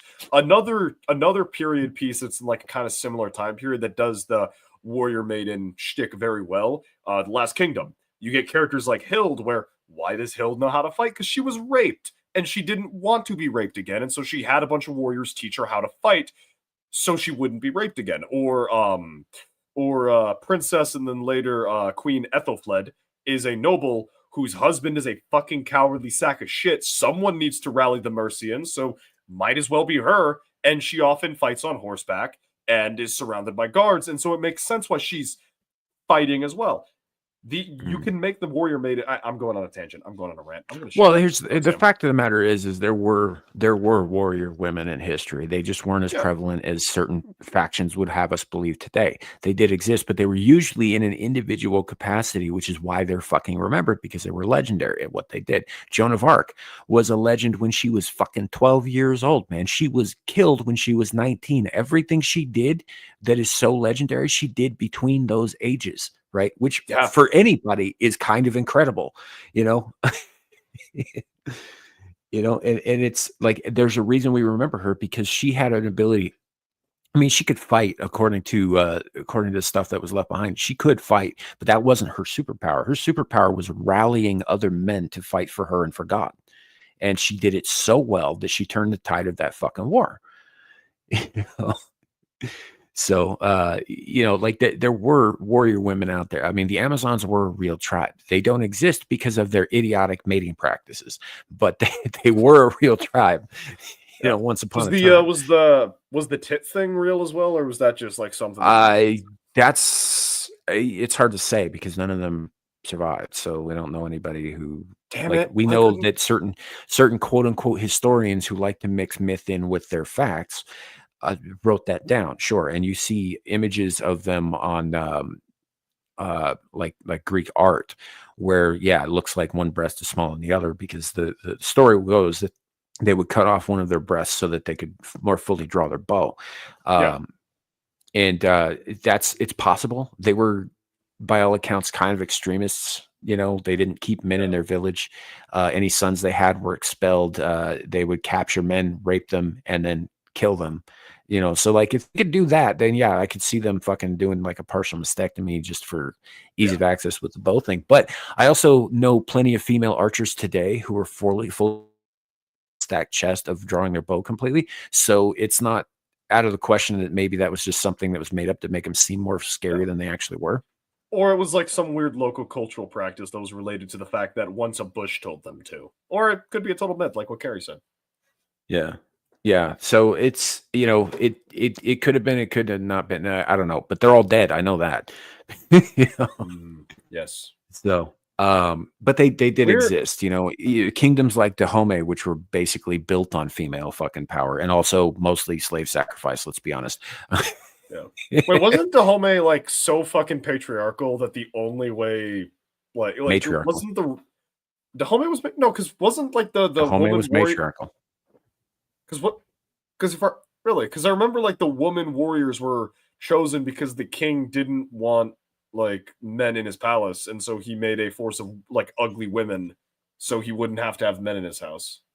That might have been at some point in their history, but they're known for basically the women ruling and the men being subservient. That's kind of their whole thing. But and the massive amounts of slaves that they had butchered. Yeah. Maybe that was earlier in the history because I remember like when the whole like Woman King film came out, people were like bringing up the Dahomey, and then I think was it Metatron? I think it might have been Metatron, but it was someone who brought up that, hey, you want to know why the king had a guard of only women? Because he was so insecure in his masculinity, he didn't want men in his palace. The only non-royal men who were the only non-royals who were allowed in the palace were women. So he had to have only women guards. So he picked a bunch of ugly women who he wouldn't use for his harems and had them trained to be soldiers, to be his guards. And the French fucking slaughtered them, like 7 French deaths for like 300 Dahomeys or something like that. Yeah, maybe. I don't know. That's entirely possible. I think that's probably a fucking stupid practice. Well, yeah, but, decadent slave king. Yeah, I don't know, but point is like my overall point is that yes, there have been female warriors. We know shield maidens were a thing in Scandinavia, right? We also know though that they weren't generally on the front fucking line. Yeah. Either. Yeah. But they did exist and they were trained to fight and they were trained to fight well and as a unit. But they weren't, you didn't put them out on the front lines because they were still fucking women. And you want your women to survive because women are the ones who make the new Vikings. Yeah, no, it's like samurai women were taught how to fight, not because they would, join the men in the muster, but because when the men were gone, who the fuck's going to protect the kids and make sure the peasants keep being peasants and not revolutionaries? Right. Women. So, and honestly, a lot of them were trained to fight because when their farmer husbands went off to Viking, right? And fun fact, Viking is not a people, it's an occupation. Yes. It's summer job. It's a summer job. Yeah, but when they went off to go raiding and slaving and all that stuff instead of tending the crops, who was left at home to defend the home? It was the woman. She had to know how to fight, right? So there are examples, but there's never been an army of conquering women that could ever stand up to an army of men.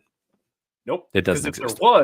Because if there was, then human history would not be the story of patriarchy. Yeah, let me rephrase that. There may have been an army of women that tried, but again, they don't exist. No, because this is one of those things that, like, have you ever seen the article where it was like, oh, women made better hunters than men?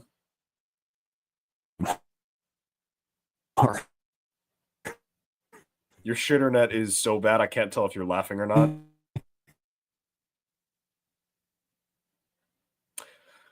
Well, folks, the shitternet has completely fucked over Sam, so let's get back to reading Panzer operations.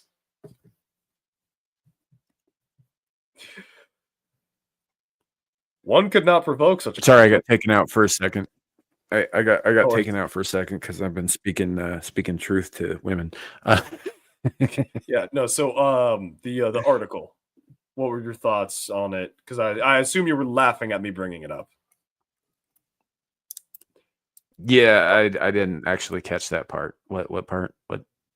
Oh, so there was so there's this article that like will always resurface every once in a while, and it basically goes, new evidence suggests that women may have actually been better hunters than men because endurance due to childbirth, the fact that women were found with like knives and spearheads and stuff like that in graves, and like a list of information that goes definitively women were better hunters, and then just there's a single sentence, a single argument that can be made that destroys this entire line of late thinking. If women were the better hunters, why did patriarchies form since authority stems from violence? Hunters are, in those early societies, also the warriors. So the warrior castes would evolve from the hunter castes. And if women were the leaders of the hunter castes, you would see the rise of matriarchies throughout society.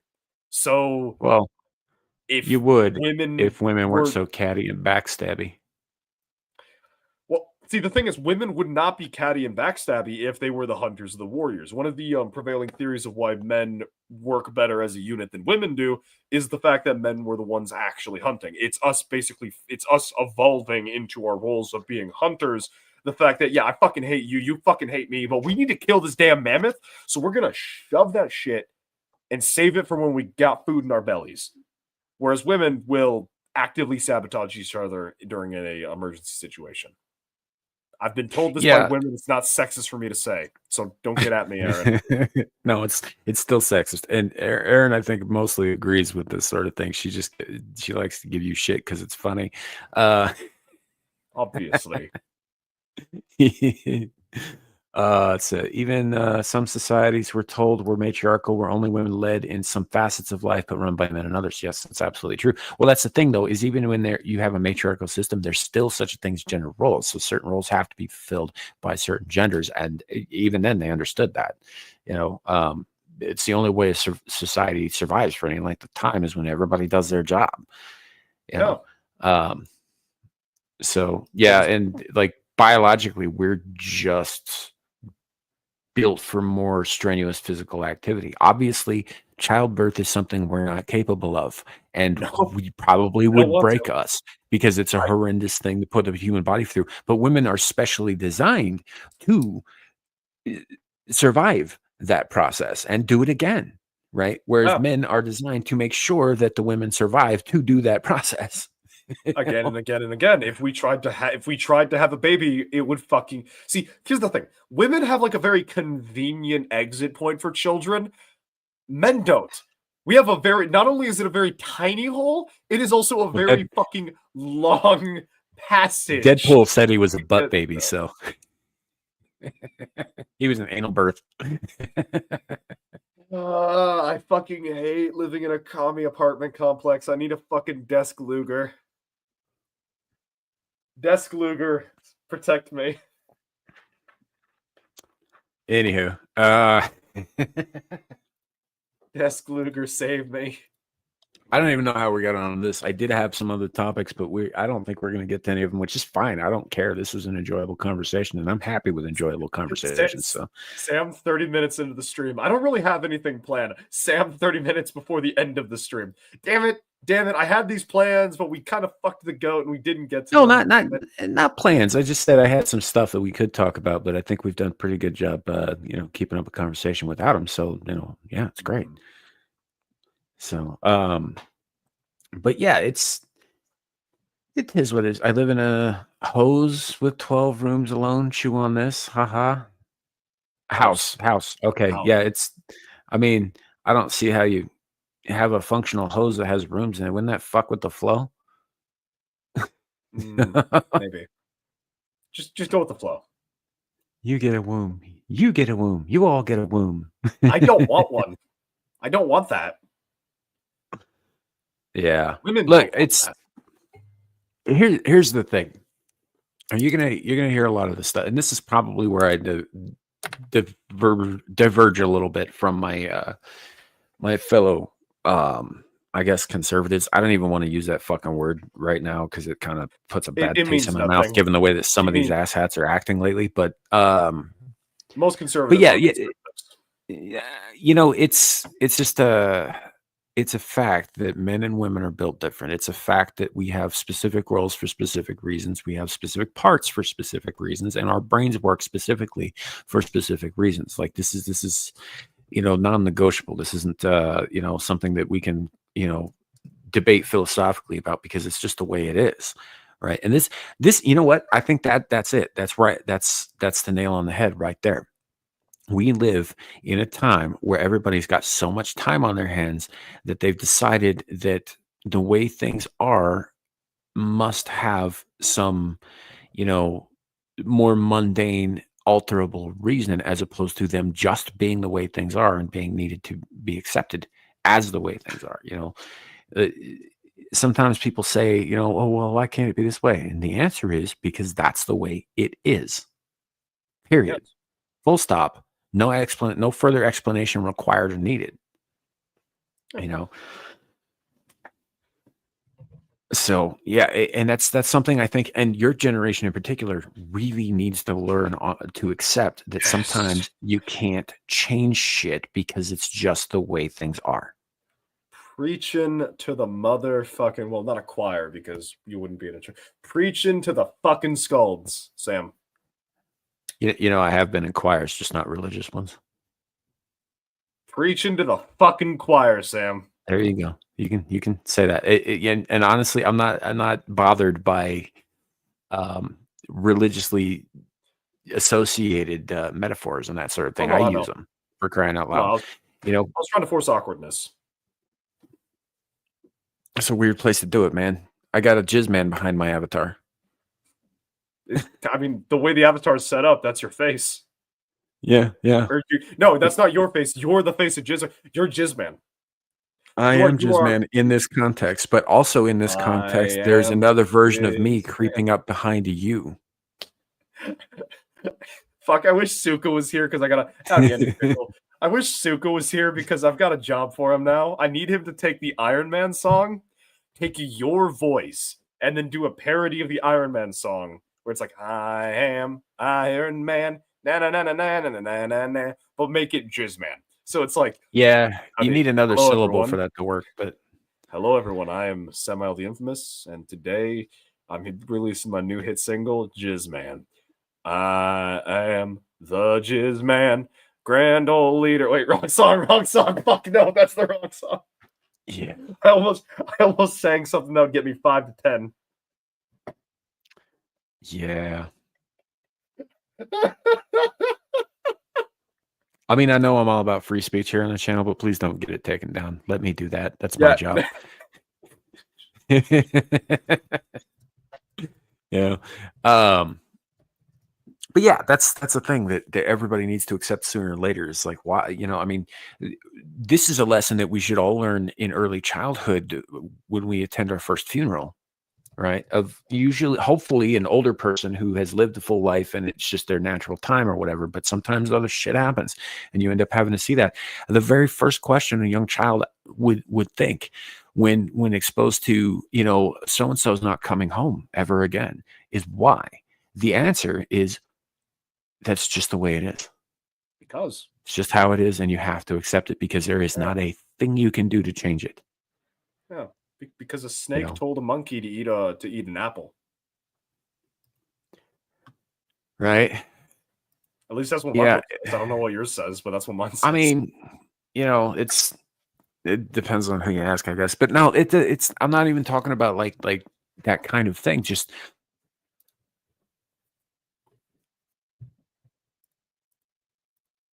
Sam?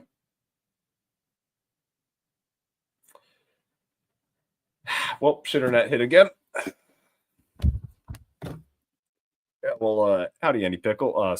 Seaman Man is too repetitive. Very much. Aaron Lauren. Laura. Aaron Laura.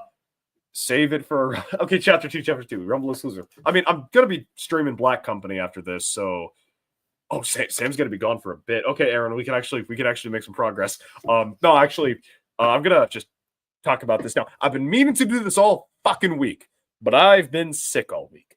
But tonight, I will, over on my channel, I'll be beginning a reading of this book. Oh, well, I am alone. Black Company, because Andy Pickle has been badgering me, because that's what he does. He's a little badger pickle. To read this, and I'll be reading this on my channel. And there you will get a snippet, a taste of the song that I wanted to sing, but could not sing, because I don't want Sam's channel getting nuked. I mean, I have the power now. What's he going to do? What can he do? He can't do anything. You're all stuck here with me. You're all trapped here. My prisoners. Captives.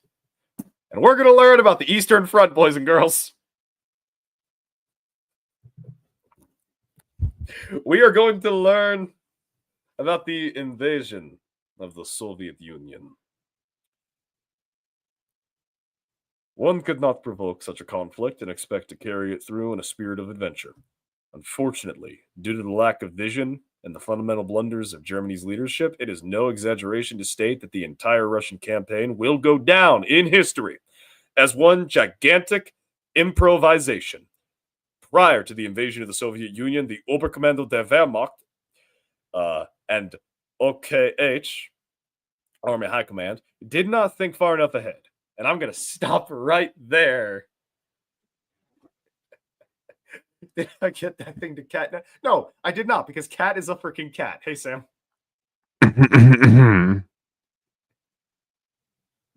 What have you been doing in my absence? Talking to chat, shilling my stream that comes up after this, where I'll be reading Black Company by Glenn Cook at the request of Andy Pickle. And I got about 2 more sentences of this book on stream. What have you been doing? Oh, I've also pissed off Struggling. I've also pissed off. That's not hard to do. Yeah, no, he wants me to show Cat something, and it's like, bro, I can't control when Cat responds to things. Or, yeah. Also, Cat's notoriously hard to get a hold of. Also, when Twitter decides to be retarded and not actually send the message I intended to send her, that creates more problems. You've been pulling a DSP? A what? Carrie says you've been pulling a DSP. DSP. He's just been jerking off on. I'm not Nick Ricada, Carrie. I said DSP. Oops, the camera was on the whole time. Yeah,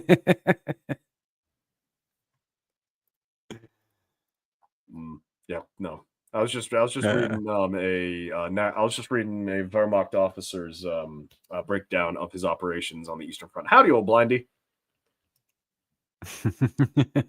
Struck 18 times in a minute and 12 seconds. Hey. 19 in a minute flat. I could easily pull that off. I could. Fuck, do I have a book that would let me do that, actually? I don't have a copy of Mein Kampf yet. That would definitely let me do it. Definitely don't read that. Not on your channel. Like, look, it's out there. If people want to read that book, they can go ahead and read that book. Yeah. You know, if you want to read the Communist Manifesto, you can read the Communist Manifesto. If you want to read the Anarchist Cookbook, you can read the Anarchist Cookbook. I mean, there's stuff out there you can read if you want to read it. We're not going to do that here. No, obviously not, unless Sam receives a $100 donation, at which point he'll be legally obligated to. No, I won't, because I've made no such arrangement, and you don't have the authority to bargain on my behalf. Yes, which is why if someone actually did donate $100, because I said that, you would not have to return the money and you wouldn't have to do it. Sam, I'm trying to make you $100. Come on, man. Yeah, it's fine. Well, I appreciate that, and as y'all can see, the pinned comment is in fact a link to my Cash App. I do appreciate donations. They're helpful and they are appreciated. But I am in no way obligating anybody to do it. And I'm also in no way making any kind of ridiculous Faustian bargain like fucking Dermy does, where he will humiliate himself on fucking stream in horrendous and painful ways for a couple of dollars. That's never going to happen over here. Hey, Dermy's not the only one. There's a good long list of people who do the same fucking shit he does. Yes, and he's just the example that came to mind. I've seen that guy nair his chest on fucking live for money. So you got Dermy on the mind. They never gonna get. Fuck, you messed up that song, son of a bitch. I'm gonna go. Hold on, I'm gonna grab. I'm gonna get my fucking Geralt sword. I'm gonna do a seppuku. Yeah, Old Blighty, I would agree. They're pretty bad authors. So All right, here we go. This I got the I think it's the Electrum sword. I think this is actually a bit. Yeah, this is too long for a seppuku. Actually, I need something shorter. yeah, that's why they use the wakizashi. Yes, I know that's why I don't have a fucking wakizashi. I don't Actually, have a I think in fucking that case they use the tanto. well, I don't have a fucking then- tanto. Yeah, I've got this. yeah, that's not a tanto. In fact, not a tanto is about the length of that handle. Yeah, I'm aware. I've watched shows, See, seen seppukus. I know what they look like. This won't work. I mean, Damn it. you could do the old fashioned way of just like falling on your sword, But if feel you like miss that all the vital organs, it's just gonna hurt like a motherfucker. Yeah. And I'm not too much, and I'm not a big enough bitch to use a gun. So I guess I'm still stuck here. I don't even know why I was considering. Why was I gonna do seppuku? See, this is the shit. Like going back to the beginning of the stream. Going back to the beginning of the stream.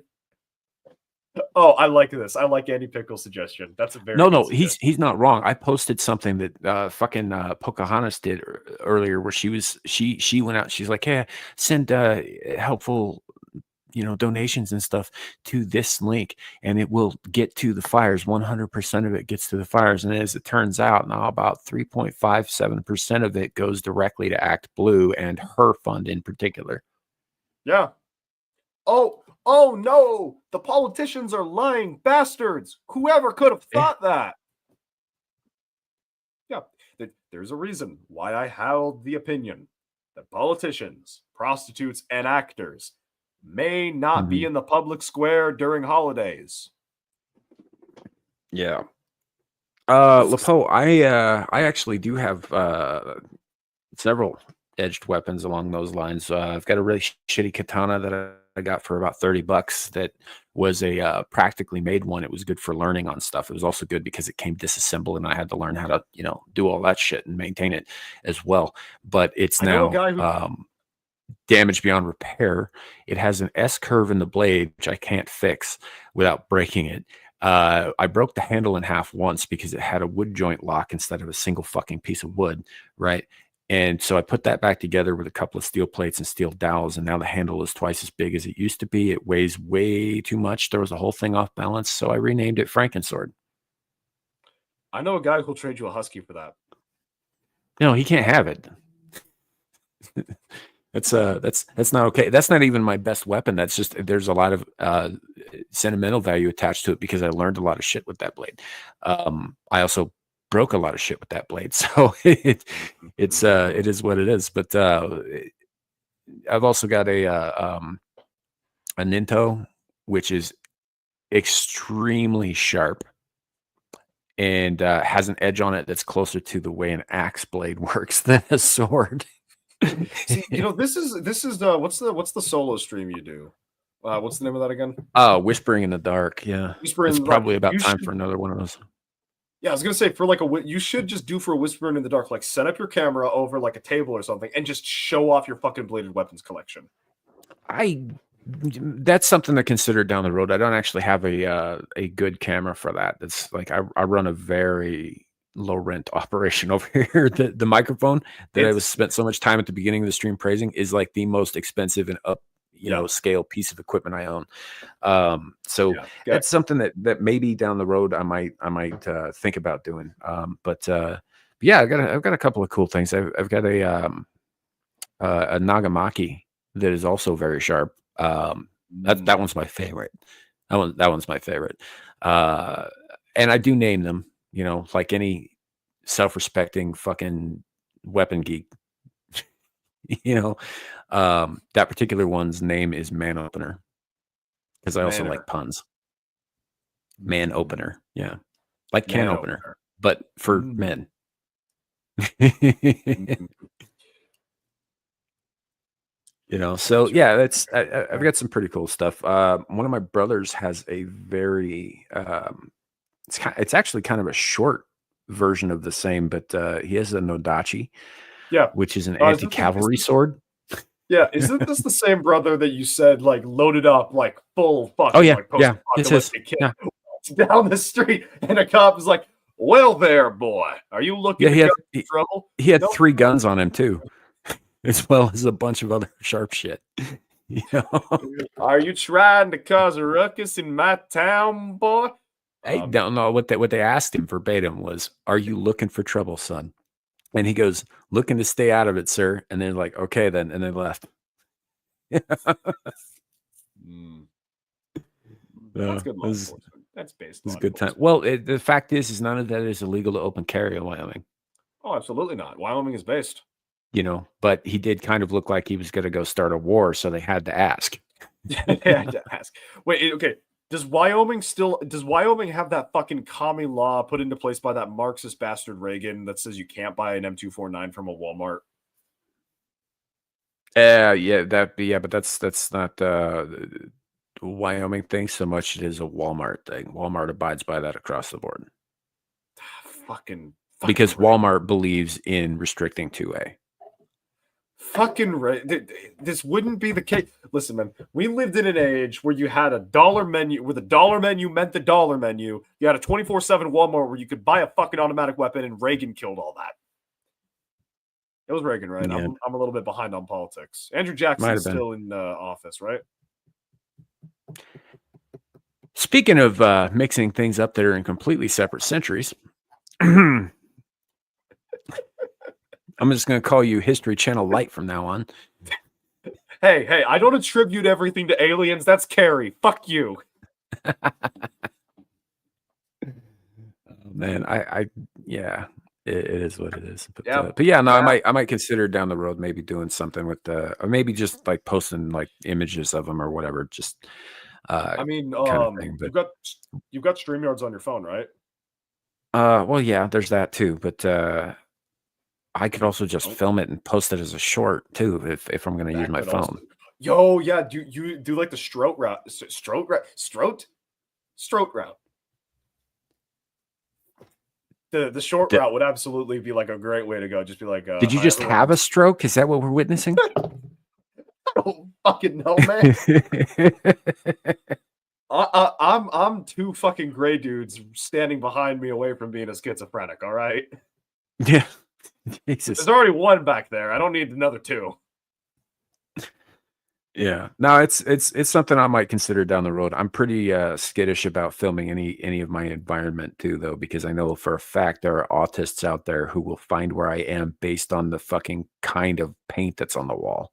Yeah, no, they're really funny. Like it's really funny videos where like someone will like post a video of themselves and then a dude will like geolocate their exact coordinates, but then you remember, I mean, there are guys that will do that to you. It's not even that. The weird thing is like obviously we have a pretty solid core audience over here on Samuel the Infamous, right? You know, we've got some pretty regular people who are here for everything, and you guys are awesome. As it turns out, there are other people who watch this stuff, and some of whom I had never considered who watch this stuff. One of my my half sister who lives on the other side of the country from me. A dude she knows apparently listens to this stuff, and she found out that it was me and then found out that he was listening to me weekly. And I was just like, it didn't know it was her brother, you know, kind of thing. And I was just like, you can't tell him that I'm your brother, you know. But it's like fuck. Yeah. Well, the point is like, is it apparently more widely listened to than I thought. No, I don't know. I don't have any idea who the guy is, but it's just interesting. Like my reach apparently goes further than I considered that it does, and you get closer at the same time. It's so strange. Howdy, Larry. Is he coming in? He looks like he hasn't rezzed in all the way yet. Hey, hey man, what do you think I'm doing? I mean, we got a shot of his chin and his nose. I think yeah, it's kind of choppy, man. I'm outside. Ah, I'm fair enough, literally fair looking enough. right at the camera. You telling me you can't see me? No, I can Smile. see you. It's just choppy as fuck. It's slow. I mean, Choppy like your brain. yes, objectively. Also, I mean, yeah, these streams get like a couple, like close to 100 views, and I know for a fact that like we get maybe 10 people regular in chat. So some of those are people we don't know. Yeah. Uh, I mean, and it's fine. Like, I'm glad we have the audience. That's awesome. It's just it was surprising to me that that it happened, that this dude that my sister knew was listening to the show but didn't know that he knew somebody who was related to me, and she didn't know that he was listening to me until recently. It was so strange. are you talking about that guy that knows you? No, I'm talking about one of them that I just found out about through my sister last week. Oh, another one. Okay. Yeah. Yeah. No, I mean, I do know a few of the people who listen because, obviously I've told some people in my personal life that I do this, but they've been kind enough not to dox my ass. Yeah. So it's strange. It's strange how much reach we end up having in the end. Like when I look at my analytics, right? Like most of the time it's people in the US and Canada who are watching, right? But there's a certain regular percentage of watchers from the UK, and there's a certain regular percentage of watchers from Australia, which is pretty cool because that means that we're getting out to voices or to ears around the world, Yeah. And because of Shadow, we reached Taiwan not that long ago. So Yeah. I got you guys. Hey, fuck, stop having a stroke. Yeah, I got you got that. Fuck. English. It's the only language you know. I got you guys that Taiwan viewership. do you smell like now we burning toast or something? Well, I don't smell shit to begin with. I'll be happy to tell Amira that you have once again failed going into 2025. No. Amira knew I failed in 2024. I've already received the whipping for that. Actually, I didn't even get the whipping. She didn't even whip me. I got off scot-free, actually. No, you didn't. Is, Somebody else managed to piss her off more than you did. That's what happened. But she'll get around to you. I'll make sure she does. Who pissed her off more than me? Yeah, let's see. Suka, and a few other people. That motherfucker. As of last night, as of yesterday, BTK. Oh, that fucking! I owe that motherfucking Canuck. I absolutely owe that motherfucking Canuck like a sandwich or something. A turkey sandwich with no tomato. That's what Suka deserves. Nice. Anyway, I'll try to jump back in if I get a chance, but it is freezing out here. Yeah, I bet, man. It looks cold. Yeah, I will see you guys in a bit. All right. Fucking Whoop, poutine. I almost ended the stream. Please don't do that.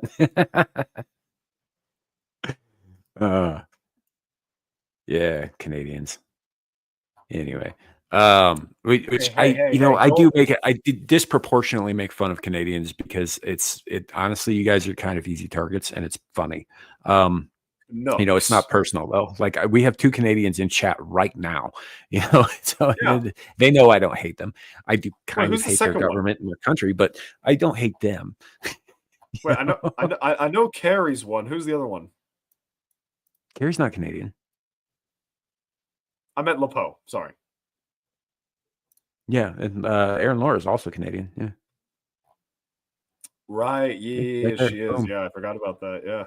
Yeah. Yep. Canadian and French. French Canadian is not the same thing. It's worse. And you apologize. Lepo, the flower. De fleur. De fleur. It kind of sounds like I'm going to stop there because I'm about to insult your name, man. I'm just going to stop. Well, I mean, one of my favorite One of my favorite synchro monsters from Yu-Gi-Oh is Chevalier de Fleur. Yep. The flower pot. Yeah. No, the Knight of the Flower. No, that's what his name means. It's just the flower pot. Oh, flower pot. Yes. Yeah. This The is fleur de lis. this is the fleur de lis. Yeah, I don't know. It's not my favorite language. I think it's dumb. It's The omelette de fromage.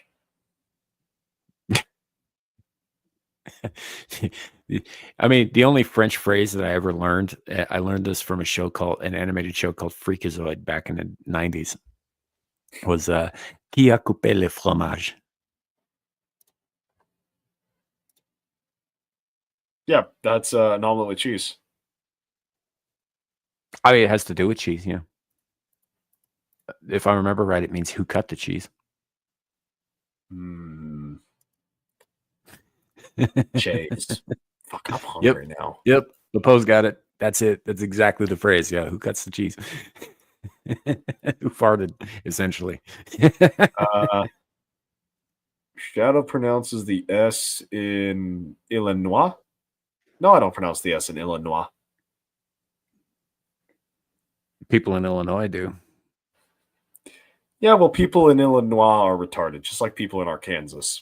I mean, statistically speaking, they do have like the single worst education system in the country. Yeah, just like people from how do you say Wyoming in a way that'll piss off people from Wyoming? Wyoming. Just like how Wyoming is. I don't think that's gonna piss us off so much as make us look at you like you got dropped on your head a lot as a baby. I had a desk fall on me in first grade. Okay. Yeah. Got me some fucking slack, man. Come on, man. Look, when I was a kid, yeah, Illinois, yeah. So when I was a kid, I always thought that Des Moines, the city of Des Moines was pronounced Des Moines, because that's how it's fucking spelled, and I pronounce things phonetically. Just one of the reasons that I hate French. Yeah, most of us don't have an issue with that, Carrie. Again, it's not going to piss off people. It's where the biker gangs Idaho. roam and the fentanyl's made. Gay North Dakota is the new name of Canada. Yeah, I did. You know what, Blindy, I did see that video in the Associated article. It was pretty funny. It's officially gay North Dakota, because it doesn't really matter. I mean, it could be gay Montana, it could be gay Wisconsin. It just has to be super gay. See, listen, we don't need to act. Going back to the beginning of the stream, we don't need to occupy Canada. We just need to make them pay tribute. We could call them the gay province. I don't fucking care. Just extract 60% of their GDP as tax. I think we'd probably still come out on top if we didn't do any of that, but just renamed them against their will to gay North Dakota. And got the rest of the world to play along. I mean, yeah, if we name them gay North Dakota, then we can get North Dakota to because you know how the country of Macedon had to name itself North Macedon because it lost a copyright suit with Greece. We could just do that to Canada. Yeah, we could do that, or we could just rename them gay North Dakota, and then we could rename North Dakota to less gay North Dakota, because North Dakota is still kind of gay. No. We name Canada gay North Dakota, and then we get North Dakota to sue gay North Dakota for copyright infringement, and then the settlement from gay North Dakota to North Dakota gets taxed and then put into the federal coffers. Genius, right there. I've just solved poverty. Yeah. I think it's just what it is. Baton Rouge is red stick. I mean, Welcome that to might America, be a euphemism Nicole. for penis. I don't know. It's Louisiana. What do you want?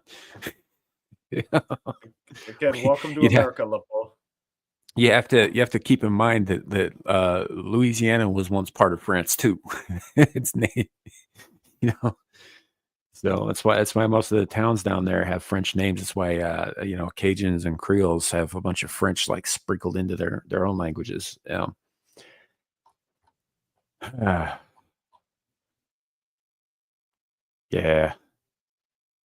I don't know. It's a strange country. The problem with the United States is that we were made up of a bunch of different regions with a bunch of different cultures that were owned independently by several different European nations at different points in time. And some Chief of non-European which was Texas. Do you know the Six Flags in Texas refers to the 6 nations that held sovereignty in that region? I did not know that. I did not know there were Yep. 6 nations within Texas. There are, including Texas itself, while it was a sovereign country for about 10 years. Wait, Native American nations? No. Mexico, Spain, France, the United States, the Confederate States, and Texas. One of the When Texas was a sovereign nation for about 10 years, right before they asked the United States to step in and help them with their little Santa Ana problem. Yeah, little Santa Ana problem. The man was overcompensating. Very much overcompensating, which is why the good old boy, which is why the good old boys of CSA were. Oh, sorry. They say remember the Alamo because they fucking lost. Everybody died. Yeah, exactly.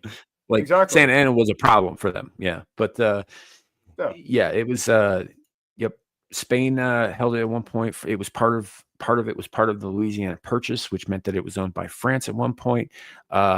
It was owned by Mexico after they won their independence from Spain for a little while. It was taken over by the United States. And I think briefly during the Civil War, it was a part of the Confederate States of America. And then there was, again, that brief period where they were their own country. Yeah, Texas and Oklahoma sided with the Confederacy because the Texans wanted their slaves and the Native Americans wanted their slaves. Mm-hmm. Yeah. So yeah, it's also the only state in the union that's been part of 6 different countries. Yeah. So, which is why I think it's hilarious that they call themselves the fucking Lone Star State. They should call themselves the Whore Star State.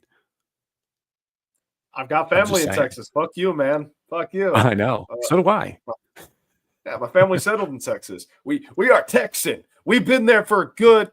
Let's see. Okay, we moved there in 2017. So my family's roots in Texas go back 8 fucking years. Yeah, that is not a long time. I'm aware, but so I mean, hell, and the CSA was only a thing for like fucking 8 years too. So 5 of which they were, 5 years. Yeah, they were at war for 5 years. Yeah, and then they were disbanded. So yeah, they weren't around for a very long fucking time either as a country, right? As a sovereign country rather, and they weren't really sovereign because they were attempting to be, kind of thing. But yeah, it's it doesn't matter. They Texas recognized them as a separate nation, therefore Texas was a part. No, Carrie. Also, they were no, Carrie. I'm going to push back on this. If you want to say the Confederacy was not a lawful state, then the United States is not a lawful state. If the United States wants to argue that the Confederacy could not secede because of the will of the people to not be governed by the Union, then we can't exactly claim any sort of secession from the British. Yeah, except we can because we have the nukes. Yeah, I am fully aware that power comes from the tip of a saber and the muzzle of a gun, Sam. I'm talking about in this case an ICBM, the tip of an ICBM. That's not as poetic. It's not as poetic as tip. And guess where most of those are? Right here in Wyoming and Montana and North Dakota. We got the bombs, baby. We got the bombs. You are the bomb. You are the bomb, Sam. Wait, no, that's a compliment. That's not an insult. That's a fucking son of a bitch.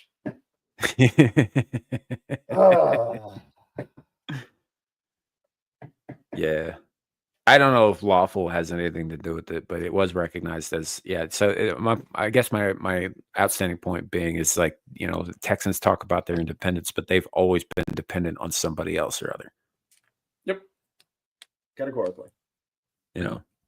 which is fine. I mean, I know they got their own power grid and they're set up more now for independence than they ever were before, right? Economically, and socially and societally, they could operate actually very, very well, I think, as an independent nation today.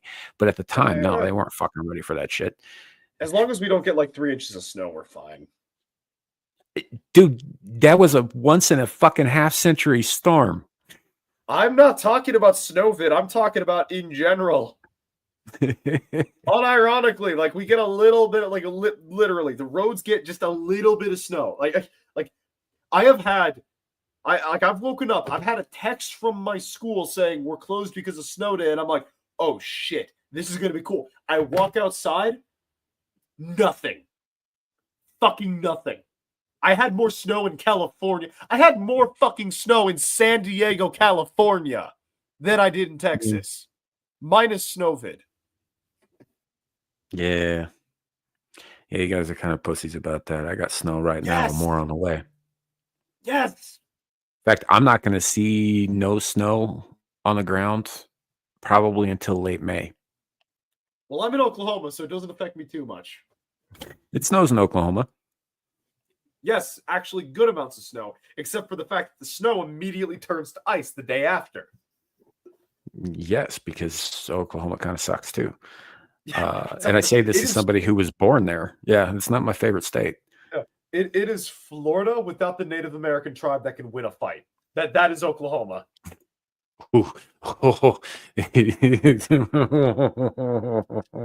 The Seminoles won 3. No, they won 2 wars, almost won a 3rd one. Fucking hard asses. The Seminoles technically never lost. They never surrendered. Neither did the Carthaginians. They retreated into the swamps of fucking Florida. Yeah. But they never surrendered. They're the only tribe that never surrendered, the Seminole. And then eventually, well, that's still proving my point that Florida's the better state. No, it just means that it's a real bitch to get around and find people in because, all of the fucking places that swallow men whole. So are the Great Plains. It's like, literally, we will make our understanding of how to, we will make our understanding of how to fight in space based off, I don't have it anymore, but based off books like My Life on the Prairie, My Life on the Plains. Because why? Because most of fighting on the Great Plains was, where the fuck is everyone? And it just being empty expanses with no usable resources. The resources were deep underground, but yes, all of the resources here weren't discovered till later. They're deep underground. We have a lot of resources. They're just not on the surface because on the surface is mostly sagebrush and prairie grass, and that's about it. I'm aware. But there's a reason that you couldn't see. It's funny though, because if there was an enemy occupying force in the Great Plains, you could see them from a long way off because there's nothing obscuring your view whatsoever. Yeah. Well, I mean, it depends on the size. It depends on the size. Yeah. Like if it's a freaking native warband of 40 dudes on small little ponies, yeah, you're not going to see that shit. But if it's an armored column of Russians, like we saw in Red Dawn, yeah, you're going to see that a mile out.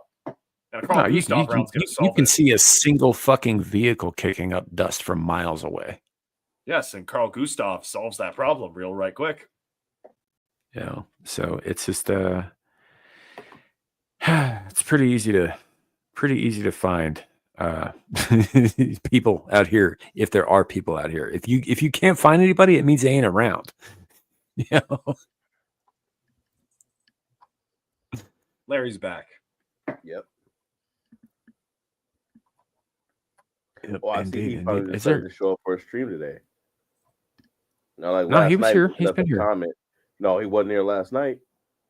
Yeah, he showed up towards the end of it. That's not good enough. It's fine. It doesn't. He shows up when he can, just like everybody else. It's fine. No, don't excuse him. I'm not excusing him. I'm just not going to attack my chat.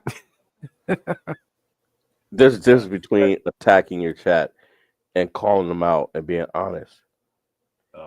And Larry, sorry for not being there last night. Happy belated birthday. I appreciate it. Yeah, no, I had my first pool function. I was actually able to attend, and I've been sick, so I went to bed early. Yeah. Did you pee I in the water? survived. What was it? Did you pee in the water? Did I pee in the water? No, I didn't. No, pool. You're like my fucking mother. Pool, like, for the freaking like Marine Corps applicant program thing I'm in. Like, they finally managed to like wrangle everyone to actually do a pool function for the first time in a couple of months, and I haven't had to work a Saturday for the first time in a couple of months. So I actually got to show up after I was too sick for 2 weeks. So I survived. If you weren't in water, then you were playing pool. No, we did a fart lick. Fart. You did a fart lick? Whatever the fuck the you were run. licking each other's farts. No, I'm going to fucking No, you're not gonna and F nothing, no part of me. I'm asking general questions based off of the responses that you're giving. So some sort of type of run involving an fartlek, something involving that kind of combination of words. Basically, you run for a bit, you pause, you do a thing, you run again. That's what we did. And because I've been 2 weeks sick, it sucked. I lived through it, but it sucked. Did it swallow? No, that's Sam's job. He's not good at it, from what I hear. Nice attempt at deflection there, buddy. It's not as good. See, I'm never going to do as good as that one time I did with the perfect setup you gave me involving things in people's faces. I'm never going to be able to replicate that. I'm never going to be able to replicate that success, and no one will believe me except Squatch that it happened. Yep, sucks, huh? Yeah, and swallows. Yeah.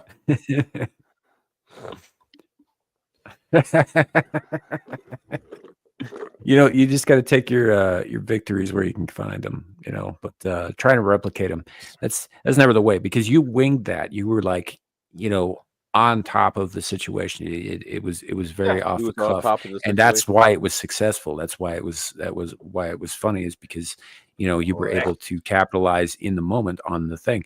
Whereas when you try to replicate that shit, you constantly spend time and energy trying to set up the circumstances required for it, and it's contrived, and it's just not as authentic, which translates as less funny. Yeah, no, absolutely. I've definitely realized that, and I wish I had picked up on that a lot earlier, because I probably would have been able to banter back on. No, not yet. I'm working on it though. Yeah, he's building up a tolerance to wax. More so, kicking myself at my loose lippedness when it comes to sharing medical history I did not need to share. Yeah, that's not good. Yeah, if there is a person on this earth that I hate more than Marx and Rousseau, it's me. Well, Marx is dead, so I mean, hating him is not gonna. So is Rousseau. Yeah, they don't care that you hate them. You know that, right? I know that. I know they don't. I know they don't. But I do. I absolutely love them, because it's their fault. It's their fault that we don't have 24/7 Walmarts, that the dollar menu isn't the dollar menu, and that the average woman is worth about 1/10 of one from the from like the 80s. I think there's a certain amount of individual choice in there that contributed heavily to those sorts of things. People didn't have to listen to those guys; they chose to. Yes, I'm aware, but if I can't just blame those guys, then I need to comment on the fact that the underlying condition of humanity is a problem, which then results in we need to provide a solution, which means I can't be a horny little rodent with my life. Thus, I need to complain about two individuals rather than commenting. No, there's only ever one solution to the human condition. One. Everything else is us flailing around in the dark, hoping to make the best of things. Yeah, so you say flailing. Some say jacking off in the dark. Well, I was referring to life as a whole, but yeah, if you want to reduce it down to self-pleasure, sure, we could do that. I will.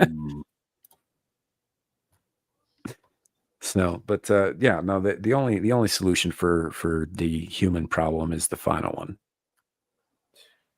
Dreams fade away, And all hope turns to dust. Yes, When- yes, Squatch, yes. And by that, I mean for everybody across the board. You remember that thing we were talking about earlier in the show, Shadow? I play no favorites. Fuck, man, dude. I barely remember what we were talking about 5 minutes ago. You're gonna have to be more specific. We were talking about yeah, that- licking parts in a swimming pool. That's not what I was Gotcha. referring to at all. No, that thing about hating all of existence down to the last molecule kind of thing, right? I play no favorites. So when I say final solution, I'm not referring to any specific, group of people. I'm saying everything's got to go. And the number one argument that always came up against me about that was like, well, you're a people too. Are you talking about? It's like, yes, I have to go too. I'm obviously part of the fucking problem. You're owl man. Yeah. No. See, Sam and I are on the same fucking wavelength when it comes to identifying problems and then recognizing that we're part of the problems, which is why Sam is amazing.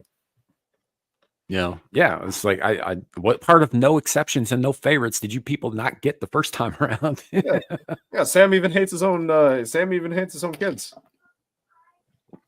Yeah, that's one of the reasons that I don't actively pursue things like that, man. Like I told you, also following very shortly after that statement, is that having kids changes your perspective on some things.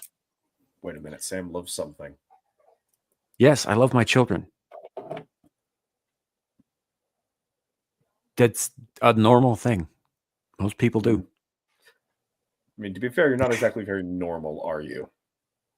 No, Not but I do exactly a love my normal kids. world, is it? Now, does that mean that I love everybody else's kids? No, it does not. No, and you shouldn't. Everyone else's As- kids. as fucking, the only As a kids general that you rule, should. I don't like children. It's Yeah. I don't get along with them. I find them messy and annoying and loud and I'm in the same just boat.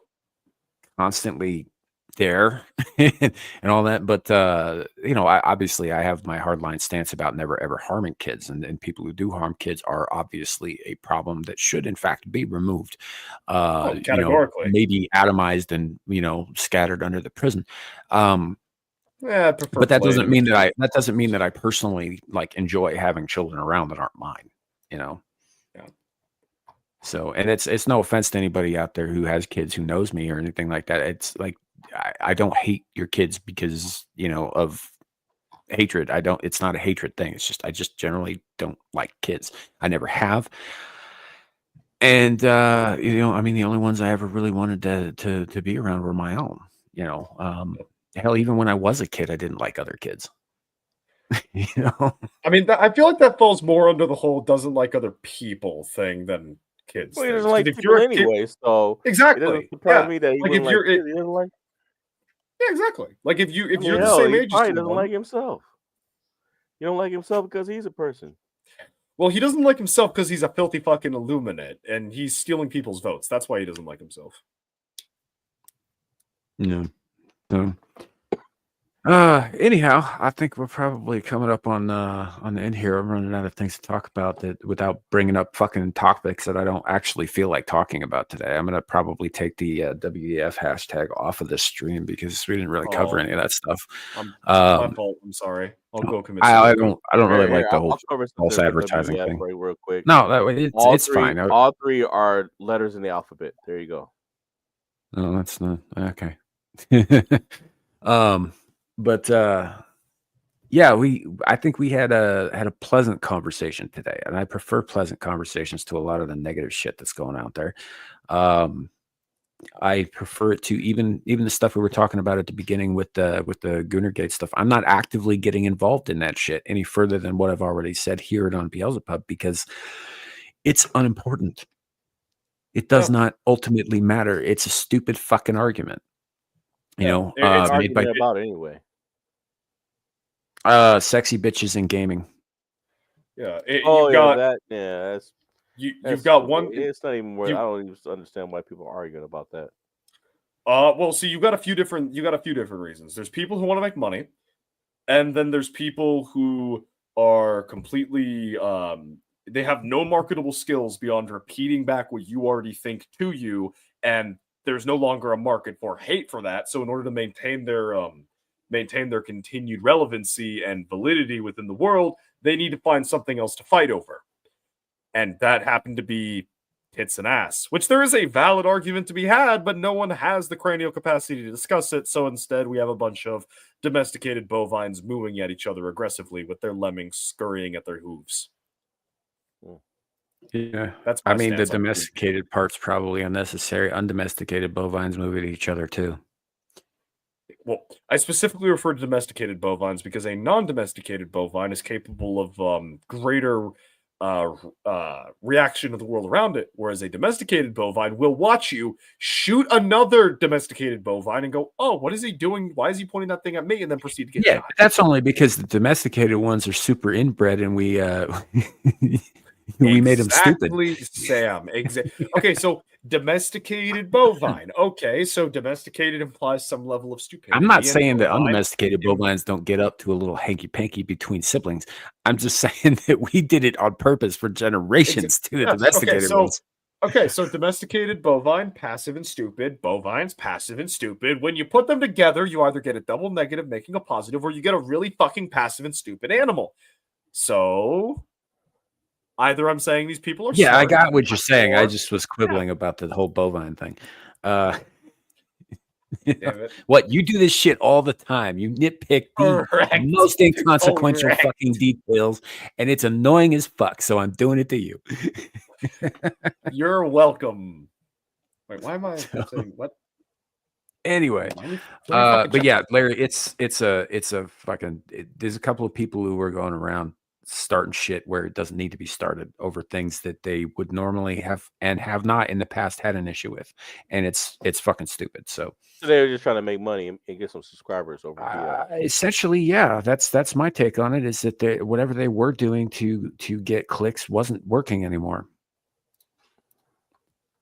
So yeah, it is what it is. But anyway, that's probably going to go on for a while. So I'm not actively participating in the debate or anything like that. I said my piece last night, and I said a little bit more of it here today, and that's probably going to be the end of it for me because it's fucking dumb.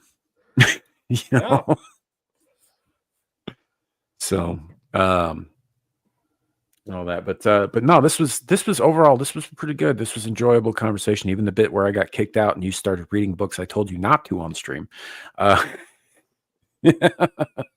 Sam, I'm going to make an argument for why I should, even though you have the ultimate fucking riposte against it. I don't care. My First Amendment rights do declare that I'm allowed to say whatever I want. Anyhow, it's been nice. You didn't even do.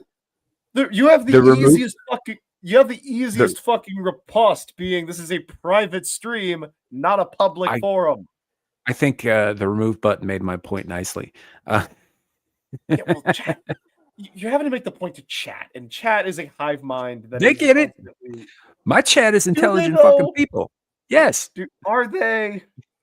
Yes, they are. We have some very smart fucking people in chat, and people with great senses of humor, I might add.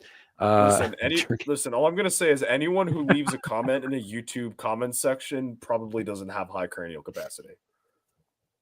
I don't know about that. I think all of us, we all get into this like online mode sometimes where we think before we speak with our fingertips and we type shit out that may or may not reflect who and what we actually are. Sometimes we come off as smarter than we are. So a lot of times we come off much fucking dumber than we are, you know? Maybe.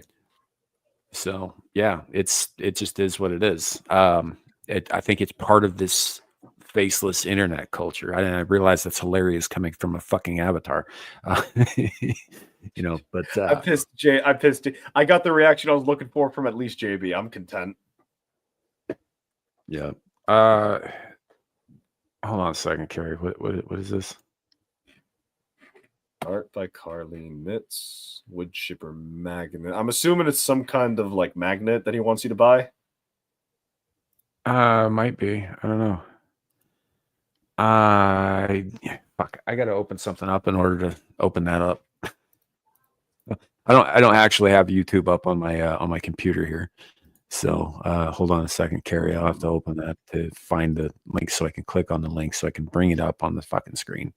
Gotcha. We're kind of running a minimal show today, so Well, while you do that, I will get back to reading. No, you won't. We can continue to talk while I do this. I am not completely fucking incompetent. Oh, we were making progress. We were getting to the part I where he said no. explains. Oh. Okay, fine. I'll save it for my own streams, I guess. Here we go. Let's click on that. Oh, okay. So it's a different one. He wants you to use a different link. Oh, not that link. I don't think It's not the Art by Carlo one. No, it's the other one. It's the Pedophile Lives Don't Matter Art by Carlo one. Is that not what I? Oh, he put a wood chipper magnet, and then there's a Pedophile Lives Don't Matter. I'm assuming it's a T-shirt. Okay. Yeah, that must be it, because the one that I just pulled up, the wood chipper one, it says this product can't be found. Gotcha. Yeah. Also, chat is turned against me. JB is saying no stories, and old Blindy is saying, "Is there a mute button?" Well, as we all know, chat is a very intelligent animal and knows best. So if they want Shadow gone, then Shadow is gone. Why did that not? Okay, so that wasn't me, but it was still funny. It was me. Because, as we all know, chat is very, very intelligent, and Sam is all about democracy on this channel. Okay, so bringing this up here, this is the link that you sent me, Carrie. I'm trying to scroll down on. There we go. Hashtag feet first. That's fucking funny. I love that. That's great. It says in the description, hebophiles are sexually attracted to teens. Pedophiles are sexually attracted to children. The wood chipper doesn't care. Feet first, low gear. Shit, yeah. Yeah, it does look like a freak magnet. 6. Oh, related products. Sorry, progress. Jesus. Sex while camping is intense. You're going to pay $5 for a mystery sticker? I'm not paying $5 for a mystery sticker. That feels like something white women would do, and I hate that pun. I hate how good that pun is. I hate that pun. That is a horribly good pun. I hate it. I don't like it. Easy. Well, that done. That said, we're going to probably wrap it up here. Anyhow, thank you all for sticking it out with us and listening to us just kind of ramble and talk a little bit. This was good. Well, that Shadow, do you have anything you want to plug before we go? 2 big things, actually. So right after this stream, you're nuts. Damn it. Damn you.